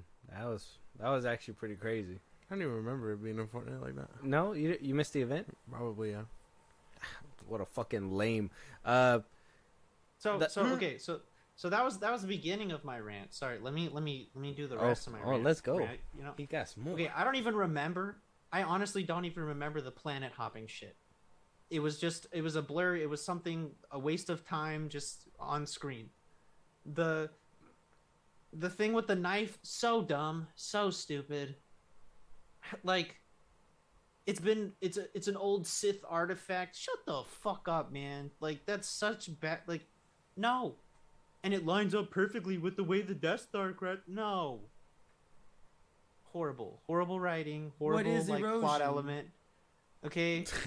the scene in the desert where like Rey does the flip and cuts the ship in half, that was kind of cool. I liked that. The part where like Chewie almost died, she thought she killed Chewie, like that was kind of hard, and like Chewie surviving was kind of cool. I liked that whole bit, and her like little emotional turmoil after that. That was cool. Finding out her parents were like just like pawns of Palpatine's game was cool, I guess. I mean, even her being like the daughter or granddaughter of Palpatine explains like her strong connection to the Force. Like that's all fine, I guess. And then we get to Exegol. I think I'm skipping parts, but I don't remember them because I thought they sucked. And we get to Exegol. All of a sudden, like there's a bunch of spaceships from the Resistance, I guess. They all show up at the same time somehow. They're scattered across the galaxy, though. That makes zero sense.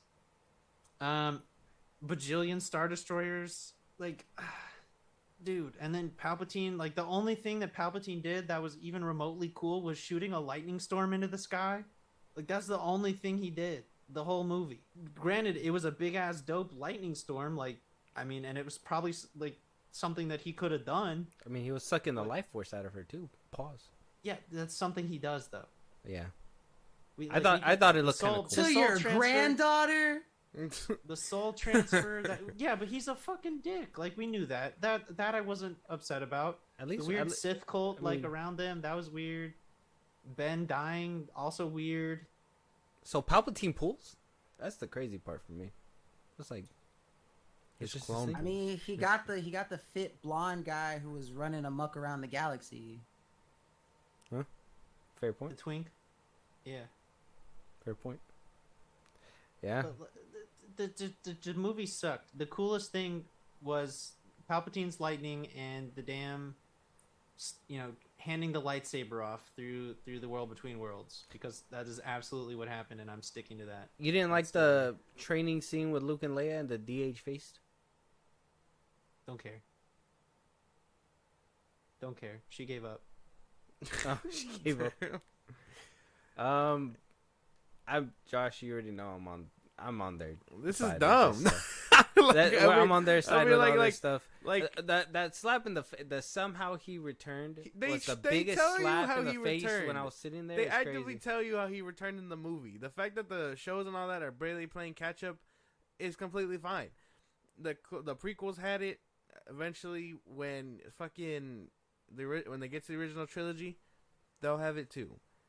But they tell you in the movie. I understand that a lot of people want to be shown and not told, but they tell you blatantly that how he returned, and they kind of show you the tubes that he was using to clone himself.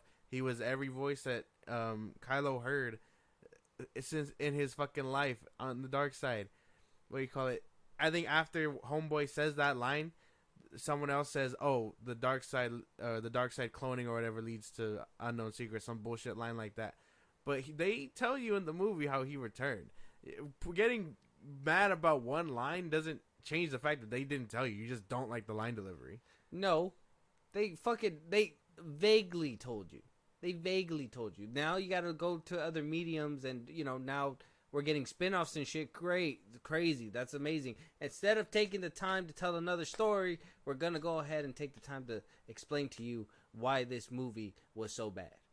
It's not that it's bad. It wasn't that, like, okay, yeah, maybe they told you later in the movie, but going from the Last Jedi, where Snoke is dead, Kylo's chilling, to the next one, Rise of Skywalker, suddenly Palpatine's back. They put it in the opening crawl. They didn't even like have it like a big, dun dun dun thing. He's in the crawl. You have to read the credits, and they're like, he returned. Oh, and by the way, if you were playing Fortnite before this, you already knew. Yeah.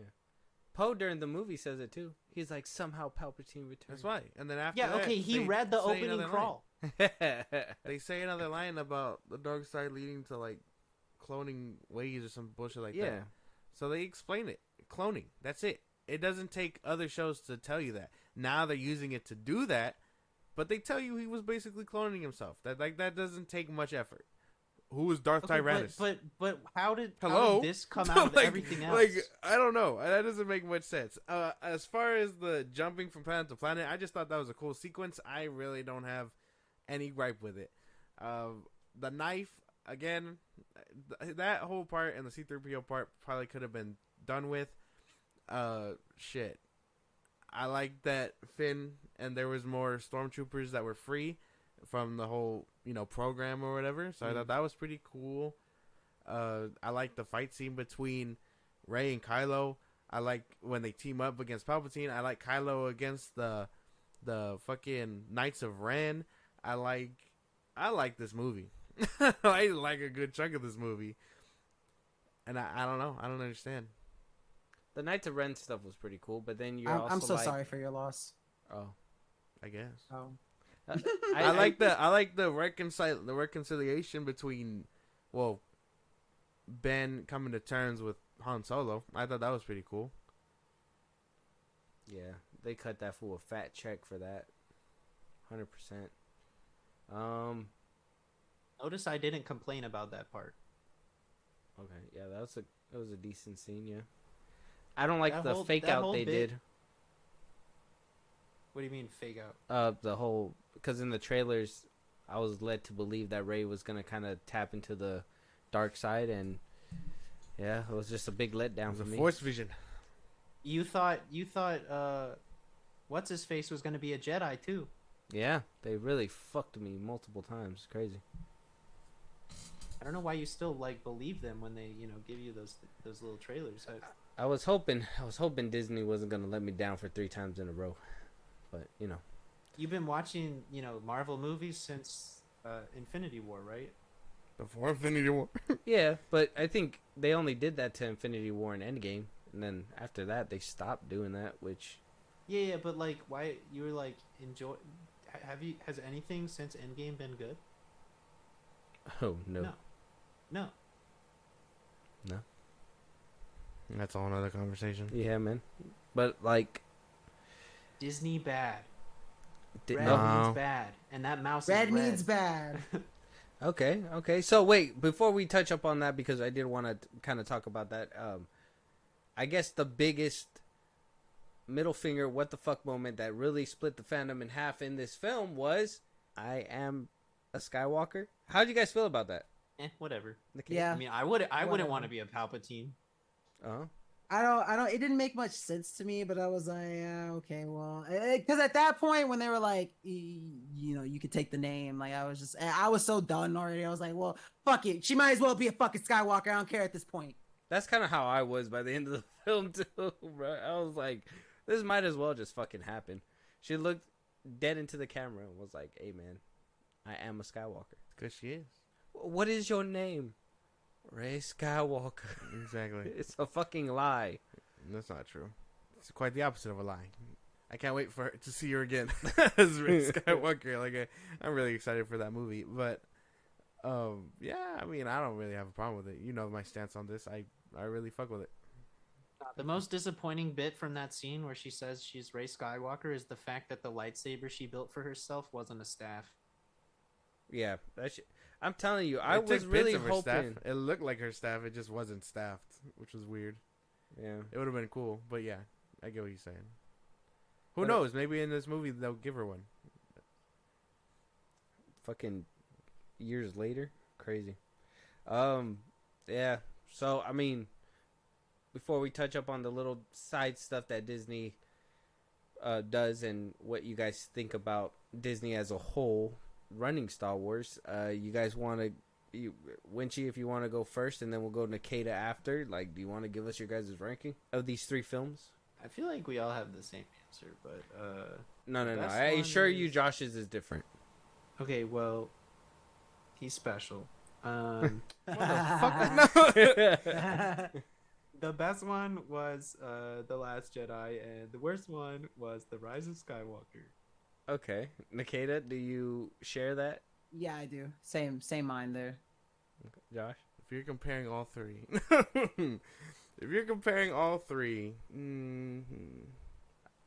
yeah, I would say the Rise of Skywalker is like the weakest link. But I still fuck with it. Okay, all right, okay. And then I thought you were gonna really choose violence today. no, I could have. But Last Jedi is You should have. top tier.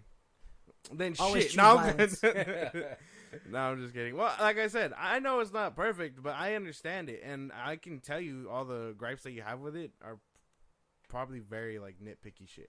Is it nitpicky if it's like glaring? Huh? Like if it's like filling the entire screen in your face like bad, is that really a nitpick, or is that just like noticing problems? I would say, depending on how big the problem is, there's a difference between an actual problem and a nitpick. Like I think Nikita taking the time to be like, I hate a specific sequence that didn't last more than like 10 minutes is kind of nitpicky. But they made it a point yeah, with but- that scene. They made it a point, like, to show that though. That 'cause like it was this a little, is possible. Yeah, because it was a little cool sequence that didn't even last like 5 minutes. So if the sequence is like 2 hours and 30 minutes, like is that nitpicky? You just hate the whole movie at that point. He pulled That's up what the I IMDb. But you nitpicked for like a couple of moments. That's what I mean. But he hates the movie in whole. Exactly. So So- there's a difference. You can like the movie, like you brought up. Because I will say I enjoy some of the stuff in the movie, but for the most part, I think we can all agree there's more bad than good in this movie. I don't think so. I don't agree with that, but all right. No? Oh, you think there's more good than bad in Yes. this movie? Oh. Then why is it at the bottom? Because I can acknowledge. Stand like on I said, business. I can understand it's the weakest link, but it's not the best one either. Okay.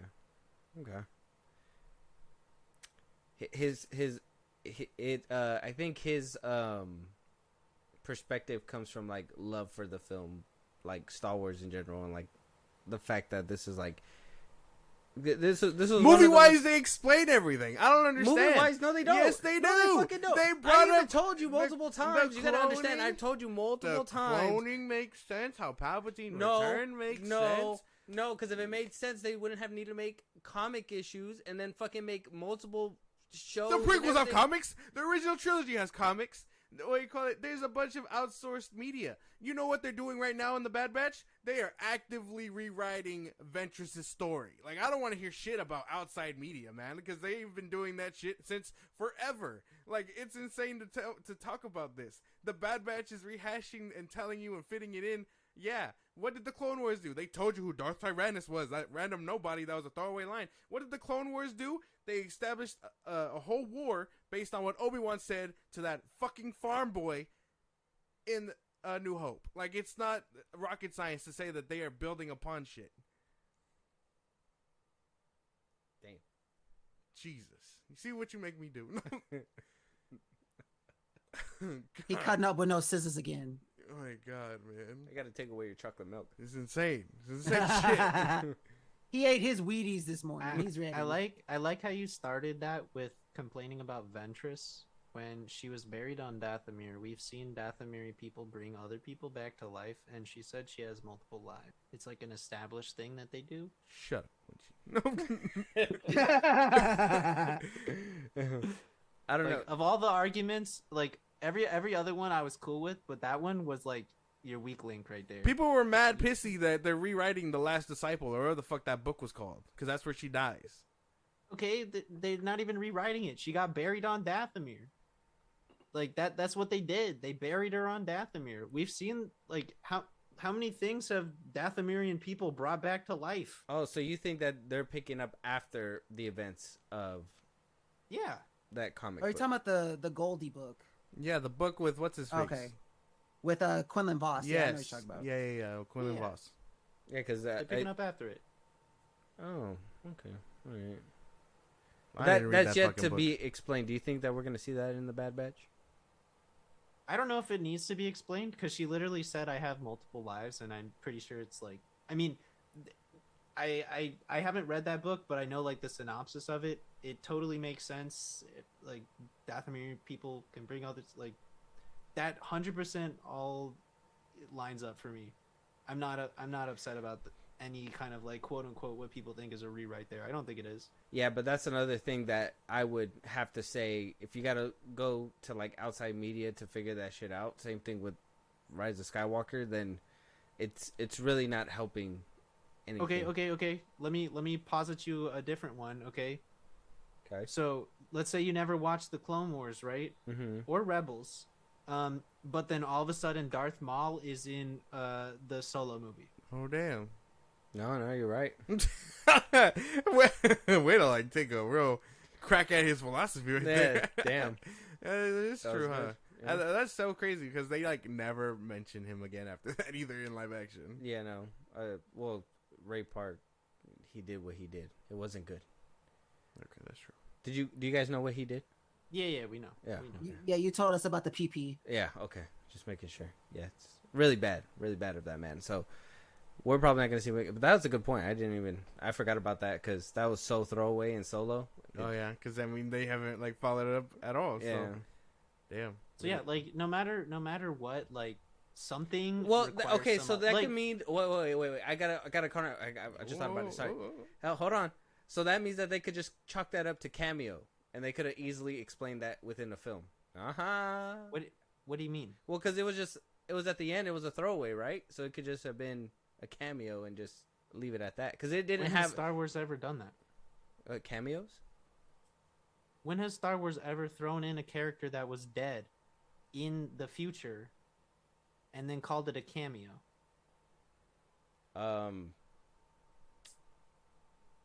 Shit. Never. I don't know. I'm trying to think. Like if you like you look at it, right? Like yeah, okay, the movies are like There's the main always thing the that number people one. watch. There's Well, I always mean, a- Boba Fett. Ground Zero. Technically, think about Boba Fett. Like he was dead, and then he was meant to be like a glorified cameo for a cool minute before he got his show. Technically. Was he? Was he? Yes. I mean, he wasn't a significant role in Empire Yeah, Strikes Back. they gave him a badass. Well, I mean, okay, not just Empire, but when he dies and then he shows up in Mando, he's meant to have a cool badass He scene. still and went then, out like a bitch. and then make his exit. But Okay, and then you like I'm saying you didn't let me. I never got to finish this sentence, but like pretty much every person that comes back or something like that, you had to have watched some other media to know why they came back, or read or whatever. Some other media tells you how they came back. Maul, it's Clone Wars. Okay, Boba Fett, it's literally Book of Boba Fett where he comes back. Ventress, she dies in this disciple thing. Okay, she's back in the Bad Batch, and we already know about the Dathomiri stuff if you've watched the other things, right? Like there's always some, they introduce a character and then there's some other media that's like, oh, this is how. I would give you obviously the argument with the like Clone Wars and different TV shows, but comic books, that's so like niche to people that there's no like the general audience, and a lot of people are just not gonna go get a comic book nowadays. The Like, general audience doesn't go get the regular books either. The general audience can't read. That's Oh. yeah. He's not wrong. the views of the guests on this panel do not express our opinions and shit. But I mean, I don't know if they could read or not, but for the most part, a good chunk of them are not going to go pick up a Star Wars comic after. They're not going to see Rise of the Skywalker and be like, damn, I hope there's a comic book I could pick up that will tell me exactly the answers to the questions that I have. You know, like they'll probably Google it and it'll probably tell you there, or you know, it'll say, oh, watch it in this show. They'll probably go out there. I know a couple people that actually watched the Clone Wars show that they weren't expecting to like it, but lo and behold, they were like, oh, well, this is like Star Wars at its like top tier and shit. And you know, it just makes people fall in love to like the different mediums, so like animation of Star Wars and all that stuff. So I mean, me personally, I would say more talking towards comics, but I can also recognize that general audience wouldn't even go to the animated thing as well too. So my point is that like they do this shit all the time, and half of it is advertising for their other stuff. Like they want you to go see the other things, and they make other things, like they make stuff, you know, mysterious so that you go and find out why that thing happened. It's just what they do. Like, I mean, marketing. It's that's all they're doing. They're just bringing back characters or introducing characters that people love, that are good for good for sales, whatever. And then they give you little tidbits from some other media that makes it so it makes sense. Okay. So with that in mind and all, I mean, I agree with that. Disney took over Star Wars. Okay. We got this sequel trilogy that, you know, really, in my opinion, if the fandom wasn't already hurt, it for sure is hurt by the end of that final film. Disney decided to make all these spin-offs and, you know, give you more Star Wars. Do we love Disney for these things? Is it a love-hate relationship to you guys? Is Disney steering the ship the best way anybody can? I mean, Nikita, if you want to start. I think it's, well, at least for me, it's definitely a love-hate, or I guess the best way to put it is a hate-love, because like, again, and I said this in the beginning, like I big Star Wars lover, definitely a sequel trilogy hater. However, it's still Star Wars, which means I love it. So wait, are we talking about that the movies, or are we talking about the other shows now? We're talking about Star Wars in general. Disney's in general, yeah. Yeah, Okay. Disney's Yeah. handling.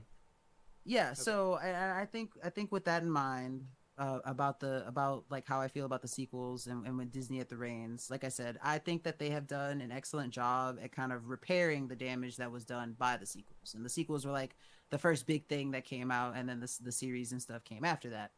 And I think that it's a weird dichotomy for Star Wars for me to have, like that love-hate dynamic, but I don't think that Disney is doing a bad job at the reins now. I thought at the beginning it was kind of like a fustercluck, but now it's more of like, okay, I can kind of see where things are going, why things happen the way they did. That doesn't mean I agree with them, but it's who has the reins, and regardless of how I feel about it, it's what I got. And I'm always gonna love Star Wars at the end of the day, as much as I can, you know, nitpick about the small little things that I see. I'm still gonna love it. So I think that Disney is doing a good job at trying to, like, you know, fix some of their blunders. And I think that going from here, I feel like yeah, there's gonna be some ups and downs. It's gonna be like a roller coaster, but for the most part, they're generally gonna trend upward. Okay, I see that. Wishy, what do you think about Disney and its handling of Star Wars spin-offs, movies, all that stuff? So, since Disney came in the picture, right, they released the sequel trilogy, which just, you know, progressively took a shit. They saw how much they fucked up with The Last Jedi. I mean, we saw the Rotten Tomatoes score. It's like that for a reason. Whether or not you like it, like it was very poorly received. So Disney drops the last season of the Clone Wars. They finished that out. The fans love it. the fans are fucking eating that shit up. And who is it? It's Dave Filoni, it's Favreau. They notice who's like putting out the good shit and who put the good shit out before Disney had it. So they bring those guys back in and they're like, here, we're gonna let y'all make some stories, we're gonna let y'all do some cool shit. All of a sudden we get Mando. We get Mando season 2. We get Book of Boba Fett, which failed. I know why it fails. I'm not even gonna go into that right now, but like Favreau got shafted and he said fuck this because Disney told him that they needed to bring back Grogu in Book of Boba Fett, and he was like fuck this. And then he gave you the 2 episodes that were good, which was, what do you know, Mando. Then you get what, Ahsoka, you get, what are the other shows? I mean, they do all the whole Rebels stuff. Rebels is great. They finish out Rebels. What other shows are there? That's most of them, right? Obi-Wan, Andor, Ahsoka. Oh yeah, Obi-Wan. Bad Batch. Yeah, Obi-Wan. I mean, Bad Batch is Bad Batch. Like, Bad Batch, they just took a concept from the Legends and like rehashed it a little bit. I like it. It's good. Bad Batch is great. Again, explaining things from the sequel trilogy that they realized that they fucked up. Like, all of these are trying to explain the big plot holes that people like were pissed about in the sequel trilogy. Mm-hmm. And yeah, Obi-Wan was fantastic. I mean, not like, we've talked about this in our own thing, but like there were elements of Obi-Wan that were poorly done. Just like some characters just didn't mesh well, but the overall like story of it, we all really liked. It was good. It told a good story for Obi-Wan. And it introduced some stuff like how Leia knew who Obi-Wan was and how they were buddies, that kind of thing. That was great. So I think, yeah, they fucked up with the movies, and I've kind of pushed those to the back of my mind. I like stuck them in a file cabinet. I threw away the key. I never go back and watch them. I really only watch currently the side content because they brought in Dave Filoni as the chief creative officer now. Nobody else has the reins. The people that fucked up the other stuff are getting pushed to the side, or they're realizing like, oh, the content that we pushed for is doing bad, but the content that these guys who actually know what they're doing have built gets received very well.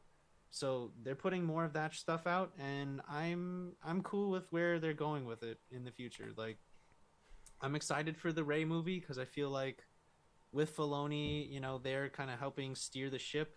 They won't screw the plot too much. Yeah, maybe there'll be some like poor acting or whatever. I have no clue.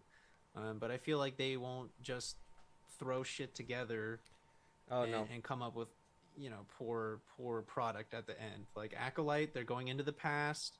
They're diving into like the darker side of things. It's not going to be a PG movie anymore or PG show anymore. Like they're daring to do some new stuff, and I think it's going to come out, you know, good. Okay. I love-hate relationship for Disney for sure. That we do get some good stuff. When it's good, it's good. When it's bad, you know it's bad. Rise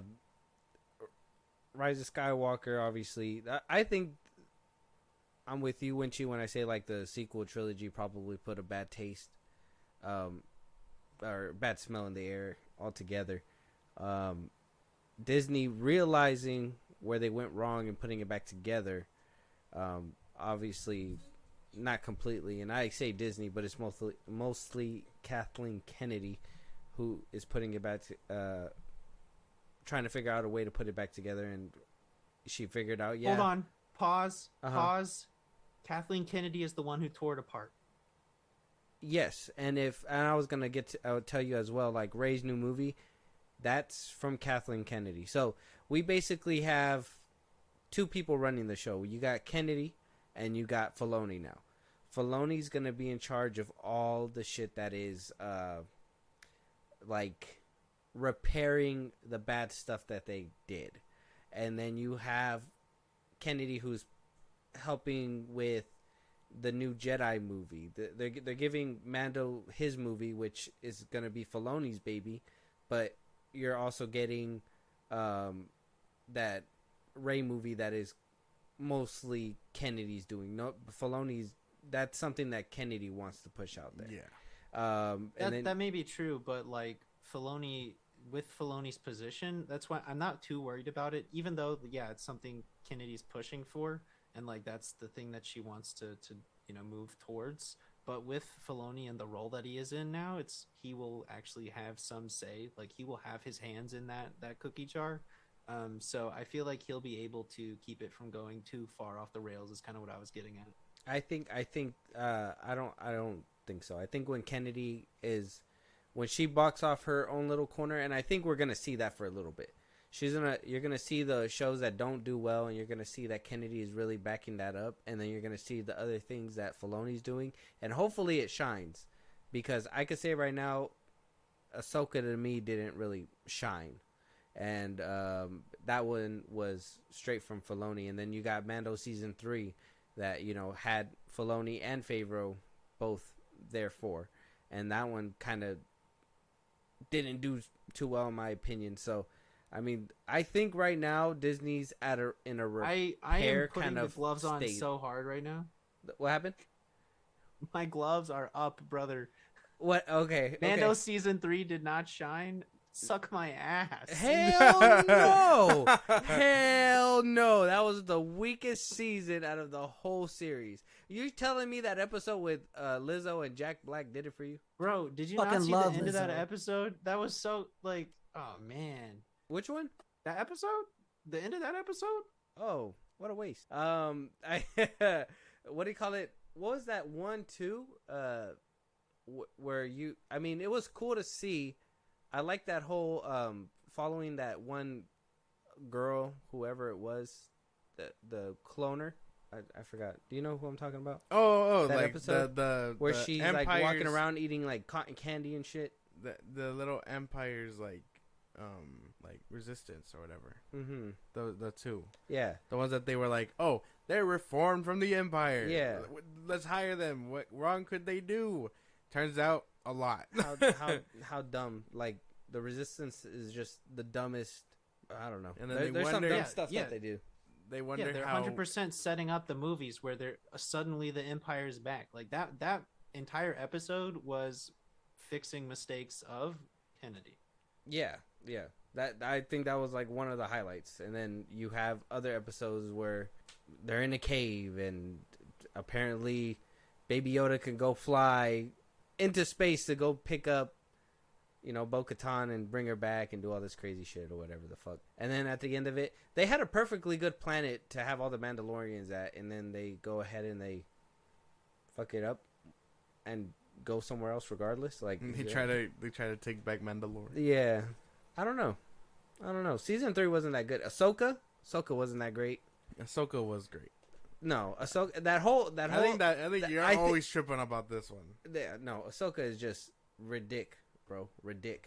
That shit is like. Yeah, I can get this dick. I fucking love Ahsoka. Shut up. Oh no, he's coming for it too. Oh my god. Ahsoka wasn't shit. That show so much potential. Could have done way more. That sucked. Sabine Wren, fuck you. That's crazy. She ain't even do nothing. Yeah, that's right. She didn't do nothing, but all of a sudden she knew how to do everything. She just be in a Jedi, bro. Oh, look, I'm Ezra Bridger. You have a problem with Rey. Just say you hate women. I'm fucking Ezra Bridger. Look at me. I'm gonna go ahead and slowly walk off this ship. This same ship that this same captain had issues. You and this had issues with. A whole Jedi fucking taking over your ship because, or Sith or whoever the fuck they're supposed to be, bro. But like, they fucking come up, just walk in your shit, take your shit, and fucking walk out, and you let them do it again at the end of the show just for a big reveal. How ridiculous! You and your fucking gripe, man. You sound mad. He has a real problem. He has a real problem with Ezra Bridger taking off his helmet in front of like the fucking I hate him. The rebels and the resistance at the end of Ahsoka, bro. He has it's such a weird hate boner to have because he takes his helmet off and they don't blast on his ass. Like what? They should have totally blasted on his ass. That shit was crazy. Insane. There's dude. no way. Such insane. See, There's that's no way. They should have shot him. They should have shot him. That show was good. That show sucked. Andor. That fucking cloud of fucking ass smoke. We all thought it was something crazy, but it's just fucking ass smoke that just came out, bro. Fucking okay. Ass smoke. Ass smoke. Yes. Yes, I know he's it's talking about- Dathomirian. I get it. He's talking about I when, get He's it. talking about when the little Marok died. Yeah, the Yeah. Inquisitor. Oh, okay, I know what you're talking about now. When just Yeah.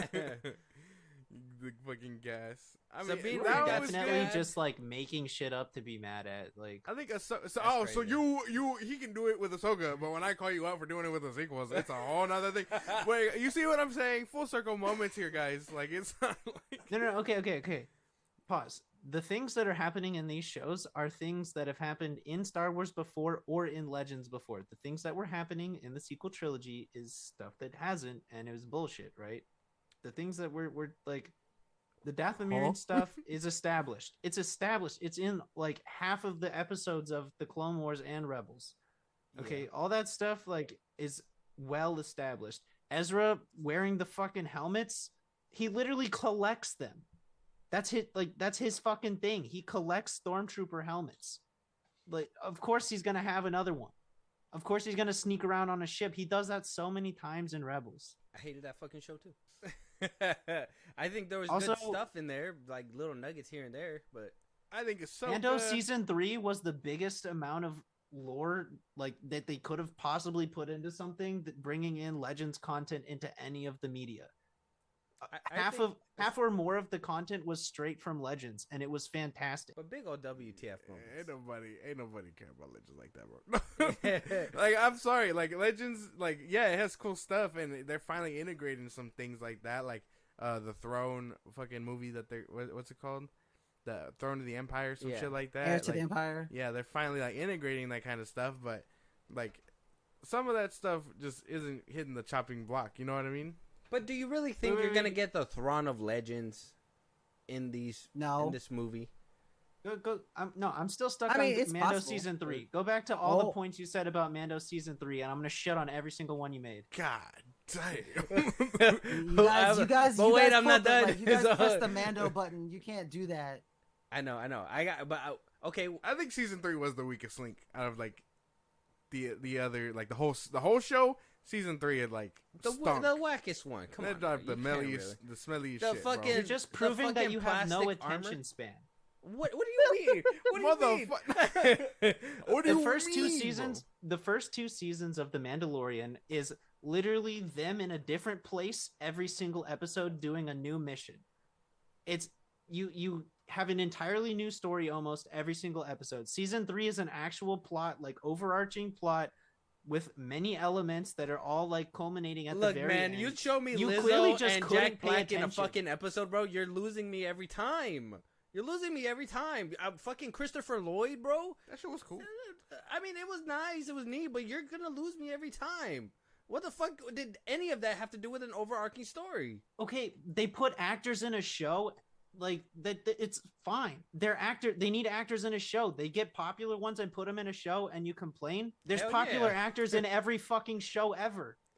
Okay, Andor, great fucking show. Andor was great. Andor was You peak. see a bunch of actors in there, and that shit was amazing. They didn't they were- utilize it like they did in Mandalorian. It felt like they felt like cameos in Mando season 3. They felt like overglorified cameos. Like, oh, look who we got. We got these high profile people. Yeah. And, you know, Oh, and look, then- it's wrong with Lizzo. and then they were like over with. Eating alien food. What's wrong with that? What do you mean? What's wrong with What's that? wrong with having cameos? What's What- wrong with bringing? What in, did they like- do for the story? Did they do anything for the story? Yes, What the fuck did they do for They the were- story? they They were gave them not a as job. pivotal as- They gave Mando a job. He's a mercenary. They gave Mando a job. Homie's been unemployed. I'm sorry, my bad, my fault. But like, you know, like there's a difference between those two, and then what's his name in Andor showing Yeah. up. Okay, and but actually doing okay, something. let's. Andor is a show about. Andor. It's about Andor. Yeah, it's about... Nikita's telling me to back off here. All right. Shut what? the fuck up. It's okay. No, it's okay. I'm trying. No, curious. okay, look, we need to. Andor I is a need to know. We completely need- different if kind of show. If I need to be educated on, I'm down to be Press the educated.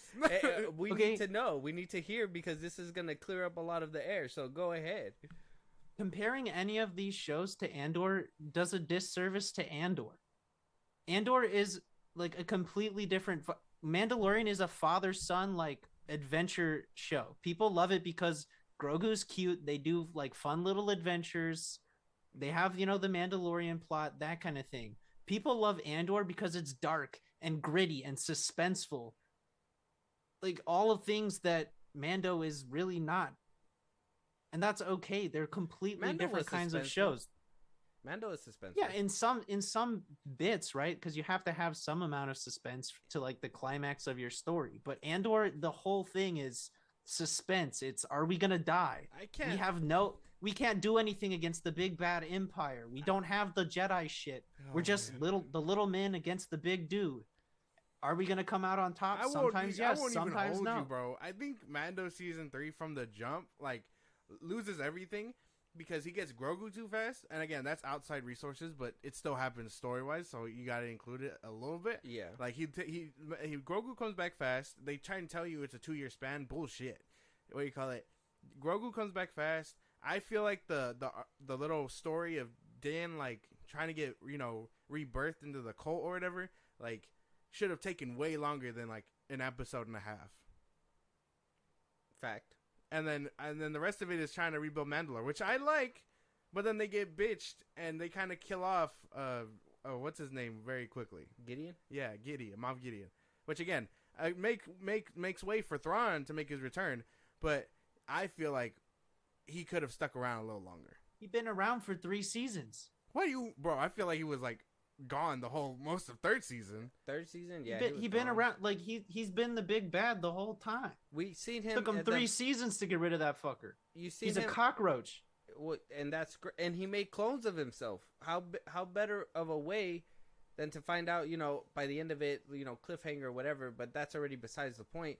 They kind of dealt with him pretty quick compared to the beginning. The best thing that the Mandalorian did will always be the season 2 finale, with Luke, 100%. Like, but I think season 3 just kind of like loses his legs a little bit. Yeah, all the momentum kind of stopped when you got Grogu back. I think homie's return to the whole cult kind of like ruins it. Like it went by too fast. And then the ending where he's just like not gonna take his helmet off ever again. It's like, yeah, just so Pedro doesn't have to waste time getting in the suit. Like I feel that like that's lazy, but that's outside stuff. Yeah, you know what I mean. But I feel like that's kind of lazy. I feel like y'all arguing is like Han and Leia going at it about something while Chewbacca's trying to keep the peace, and I'm just over here being Luke about to go off and suck my mommy milk because y'all wild. So you don't feel the same way when she does about? What do you think about Mando 3 and all that stuff? You guys are trying to get me to ruin a decade-plus friendship, aren't you? Well, I just want to hear we just want to, we just want to dive a little bit deeper. You haven't said anything. I want to know. Netrod, you better watch your mouth. There's some Darmander shit coming your way.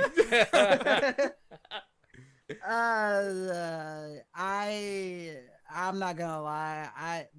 I really do think that Mando did kind of peak with season 2. I was kind of nonplussed at season 3. I don't think it was bad, but it didn't have the same effect on me. Like I was kind of like star-studded at the end of season 2, whereas at the end of season 3, I was kind of like, oh, okay. Like just very nonplussed. Exactly. I like the tiptoe. I'm sorry. I'm sorry, Wishy. I'm sorry.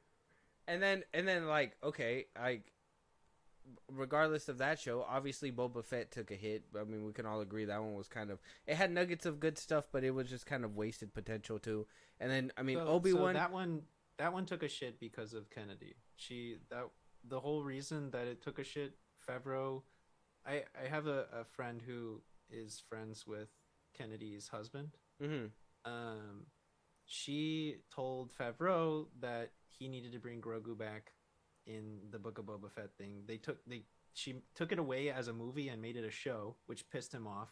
She made him change the plot of it, which pissed him off. She made him bring back Grogu where they just had the good finale. I don't disagree that was like some of the peak Mandalorian, show stuff, that the finale for season 2. Like it was definitely some good ass shit.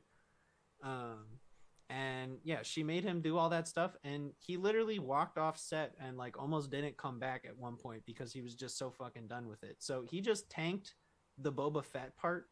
He had like some elements about that like he brought in, like there were some bits like the Sand People stuff that was good, but like everything else, he just stopped giving a shit. And then he gave a shit about Mandalorian because that was his baby. Like, he came up with the whole concept for the Mandalorian show. So those 2 episodes, yeah, they were good content, but like he was forced to bring back Grogu. So that whole like rushed bit, that was 100% Kennedy. That's why. That's why. I know there's outside sources for that, but at the same time, you know, it does hurt the overarching story. Regardless, Yeah. like it negatively impacts all aspects. Yeah, if you just watch it on its own, you're just like, well, fuck, like this and then could have been so much better. And then, well, like I like Andor, and then I like Tales of the Jedi. Obi-Wan had nuggets of greatness too, but it wasn't good. I liked Obi-Wan. And then I like I said, Tales of the Jedi, and then Visions. I know you don't care for Visions, but I like Visions. I love Visions as an Visions anthology. That is a beautiful fucking work of art. Yeah, Visions was great. Tales of Jedi is crazy. I know. I'm waiting for season 2. That's a good example. One thing about Yaddle, she dies cool in both timelines, and I love that for her. Yeah, that was a fucking badass. No matter what timeline you're talking about. Yeah, that was a great way to go for her. So you know how she dies in the in Legends? No, how does she die? She takes a nuke, a whole ass nuke. What? There's a nuke meant to kill Anakin. Somebody planted it to catch him in the blast, and she sacks herself. She takes the bomb, she wraps it in a force bubble, she jumps as high as she fucking can into the sky and lets it explode, like, and contains the explosion in her little force bubble so that Anakin, the chosen one, wouldn't die. Oh shit! Damn, that sounds pretty cool. In canon, she dies to fucking Dooku. Adore. Oh. Adore. But she went out like a badass though. That door did not just take her out. Did that door have Sith powers? No. Bro, every time I see that scene, I don't know. Have you guys ever watched an ASDF movie when you were like in high school? No. Though there's a joke and it goes knock knock. Who's there? The door, and that's how Yaddle dies. And I just love that. The door. But okay, so I guess we can kind of agree that there's some hit and misses within Disney's portfolio. Yeah, but I fuck with all of it because Star Wars. No, there's some shit that you just can't fuck with, bro. Yeah. Like there's some things for sure. Like you're not telling me you're actively gonna go rewatch Ahsoka. There ain't no way, bro. Yeah, bro. I am. Yeah, I plan on it for sure. I already did. Oh yeah. He's like, I'm watching it now. Yeah. I mean, I won't rewatch Mando season 3. Obi-Wan, you're probably gonna catch the highlights on YouTube. Probably what you're gonna do. I rewatched episodes 6 through 8 like at least once a month because I just love those 3 episodes in tandem. Yeah. Hey, the Bad Batch has rewatchability, but you know, there's some filler in that shit for sure. Rebels. The only thing that I can watch in marathon that's Star Wars that I could watch all the time is the Clone Wars micro series that was released by Cartoon Network in 2003. Yes. Fuck yes. Yes, good job. You get a gold sticker. Star. Yeah. Yeah. That shit's so good. Wenchi, do you watch that or no? You seen it? 100%. Oh, I've seen Clone Wars Fucking 2D badass. micro series. Yeah. Yeah, it's great. There's only one season. I think. Yeah, but like it's like I think it's like 12 like 4-minute episodes or something like that. Yeah. And you could just binge it all. Oh it's wait, great. what? Disney Plus has. Oh, Disney Plus. Yeah, has they have it. It's an hour. Yeah, but it's by Cartoon Network. Oh, it's an hour and some change. It's chapters 1 through 20 for episode 1, and then 21 through 25. Yeah. There you go. It's a Emmy award-winning show. Yes, dude, it's so fucking good. It's badass. I didn't even know. You gotta watch it. It's so good. I don't even know. The animation looks weird. The animation is like Samurai Jack. You never watched that? Oh yeah, Samurai Jack. Yeah, it's like that. So very good stuff. Very good Star Wars. Before Disney got their mitts on it. But we can all agree that they. Hey, what the fuck, man? What? Excuse me. Sorry. Disney Star Wars is cool. Like you need some stuff, man. The some side stuff. dissing is crazy. Some stuff, man. It's just it's hard to give them everything. There's no way. Yeah, bro. I wouldn't say about everything. The first shoelaces they fucking tripped on, Rise of Skywalker, or actually probably not the first pair, but the one that really fucked it up for sure. No. No. I mean, I don't know, man. I don't know. I don't know, bro. I'm sorry. Leia running around in the woods, bro, and Obi-Wan is not. That shit doesn't help, bro. That doesn't help. Again, anything. you're nitpicking. It's not a pivotal moment, man. She gets captured. That's all you need to Pivotal, know. but what? That's why you fucking knock her on the head with a rock and you take her. What the fuck? Kid, bro. Insane. You're not gonna tell me she's just gonna outrun these. That's goons? insane shit, man. Because then Obi-Wan does very cool stuff after the fact. Some cool stuff. No, very cool stuff. Yeah. I don't know, guys. I don't know. The weirdest thing about that show, Ice Cube's son. That's the weirdest thing. Yeah. Not hiding little Leia in a trench coat. No. The weirdest thing is seeing Ice Cube's son. That's so crazy, bro. I don't understand that. I don't understand how that works. I like how people thought he was gonna be Quinlan Vos. Oh, that was a theory? Yeah. I never saw that. You know, I think back when the trailer came through, they were like, "Oh, he's gonna be him," but then they kind of just didn't make it happen. Are we gonna see him in live action? I think at some point, I don't know. when he gets interesting enough to make a story about, I guess. I don't know. I think the most we see him is in the Clone Wars. Because I mean, we could see him in the Bad Batch where Ventress goes. I mean, if it's like when she thinks, where it's like after she dies, like that could be a whole reunion right there. True. He's one of those Jedi where I hear like people think he's like really cool, but that's like in the books and stuff. And like unless I feel like I see it in Clone Wars or whatever, which I mean we got a glimpse of it.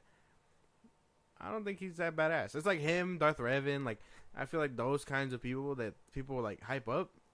I really feel like ain't All right, shit he's 'cause they talking haven't about seen Revan. Get me out. Get me out. Don't you talk shit about my fucking Revan. Get me out, bro. Relax, bro. He ain't even. He can't be the hot shit, bro. Him, like Quinlan Vos, like they can be hot shit. There's no way. I want Revan brought to live action so bad, and I want Keanu Reeves to play him. A lot of people want that shit. I know. It'd be so fucking cool. It's like a dream casting for sure. I don't know if it'll ever happen. If Disney got the balls. What do you guys think about the Alkalite trailer? Since, like I said, we already know they got some hits and misses. Do you think the Alkalite's going to be a hit or a miss? Because that one got a bunch of dislikes on this trailer. I think it's going to be a hit, and I think the gonna be Star Wars community is going to tear it apart because they're fucking assholes. Basically. But it's going to be. There was someone who posted, there was like a big post on the Reddit thread, like this guy gloating about like how he has disliked everything that Disney has put out on Alkalite, is like super proud of it. Like I'll share it to you guys on Twitter later when I find it again. But like it's so disgusting how some of the Star Wars fandom reacts to shit that they just don't necessarily agree with before it comes out. Like after it comes out, if you have an opinion on it, that's fine. But like give it a shot, man. It hasn't even come out yet, and you're already fucking hating on it just for the fact of hating on it.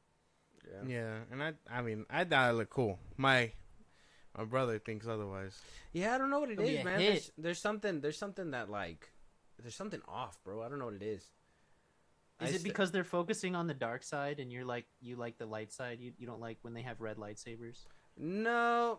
Man, his favorite character is Darth Maul. Yeah, That can't I love be Darth Maul. I love like the whole Sith thing. I really wanted them to do this High Republic era because I mean, I would say the closest thing that we get to that is like the Old Republic like video game cinematics, and I'm just like, bro, shit like that.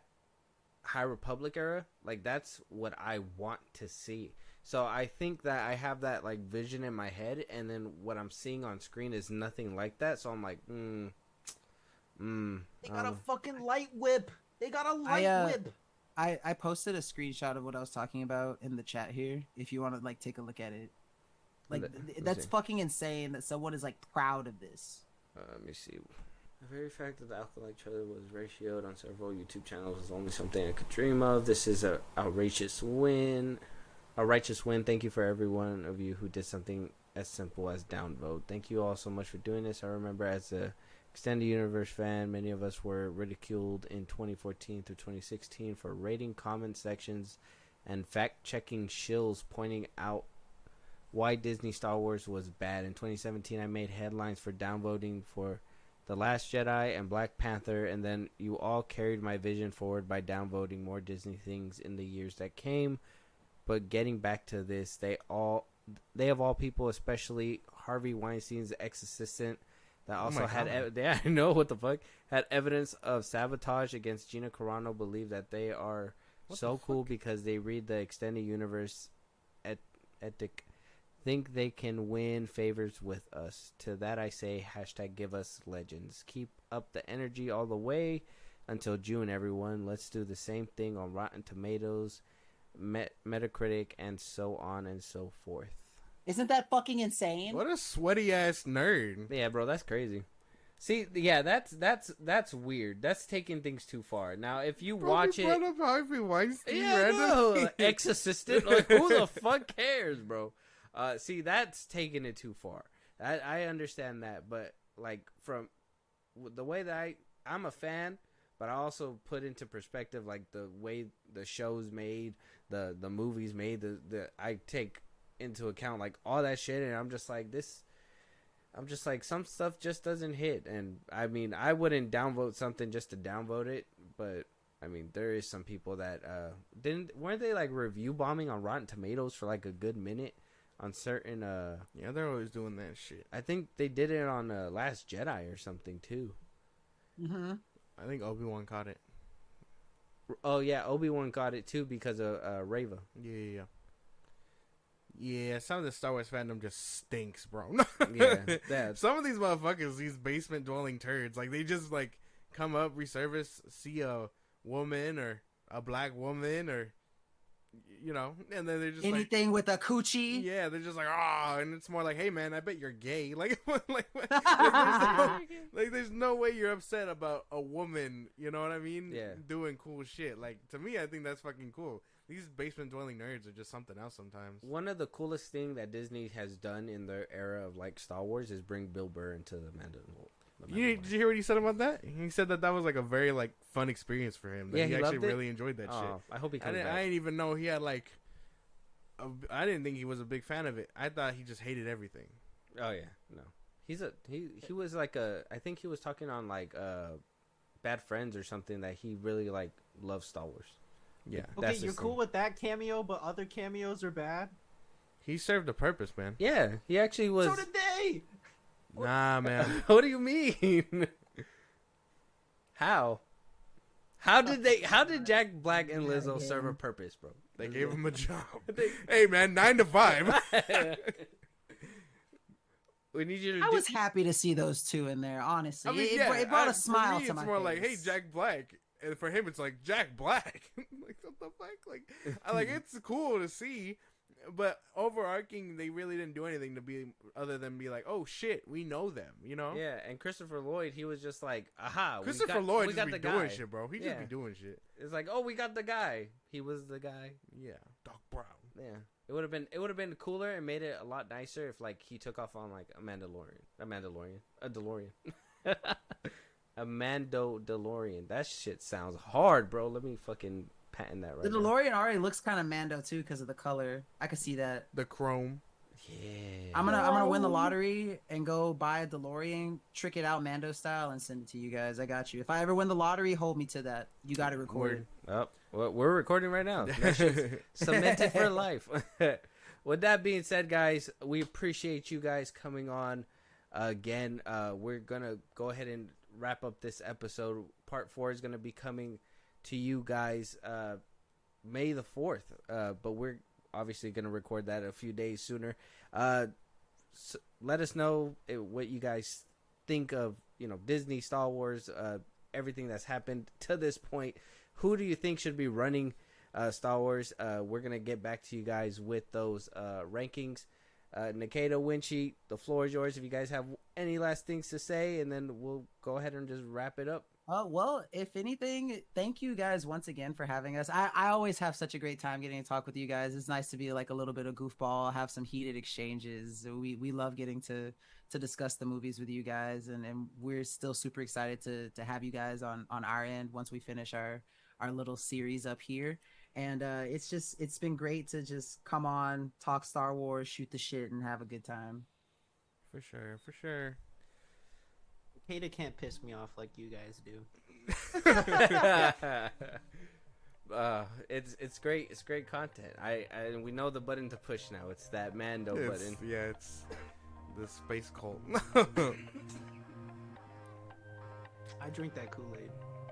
I'm gonna keep drinking. You that guys, Kool-Aid. you guys say cult, but like he actually has like a full out Mando server that he runs that is like his Mando clan. So you're not too far off on that one. My wedding ring is the Mandalorian like wedding vows written out in Mandela, like embossed. Oh damn, that sounds pretty cool actually. He knows half the fucking language. Don't Like, tell me actually. you don't fucking take off a helmet. Don't fucking tell me, bro. Don't fucking tell me. No, please. I'm not part of the Children of the Watch. I'm a OG. He's a normal Jango Fett motherfucker. era. Okay. Jango Fett era. Okay, just making sure. I gotta make sure. Otherwise, if you did, we need a picture. He just stays with the helmet on 24/7. Right. He goes to work. This is the way. Yeah. This is yeah. I actually used my Mandalorian like profile picture at work instead of like a picture of my face. Makes sense. That go hard. Mm. I'd give you a They promotion. do go hard. If I was his boss, I'd be like, "That's fucking cool. Who is he?" I'm like, Who is he? All right, watch guys. him lord dump. But guys, thank you guys so much. Thank you for making it work. Nikita, once again, amen. We appreciate you. Sick and all coming through for us. We that's love, man. We Exactly. appreciate you 100%. Wenchi, you as well, bro. Holding it down. You're the best. We appreciate you. Mandalorian rules. All right, guys. We'll talk to you guys on the next one.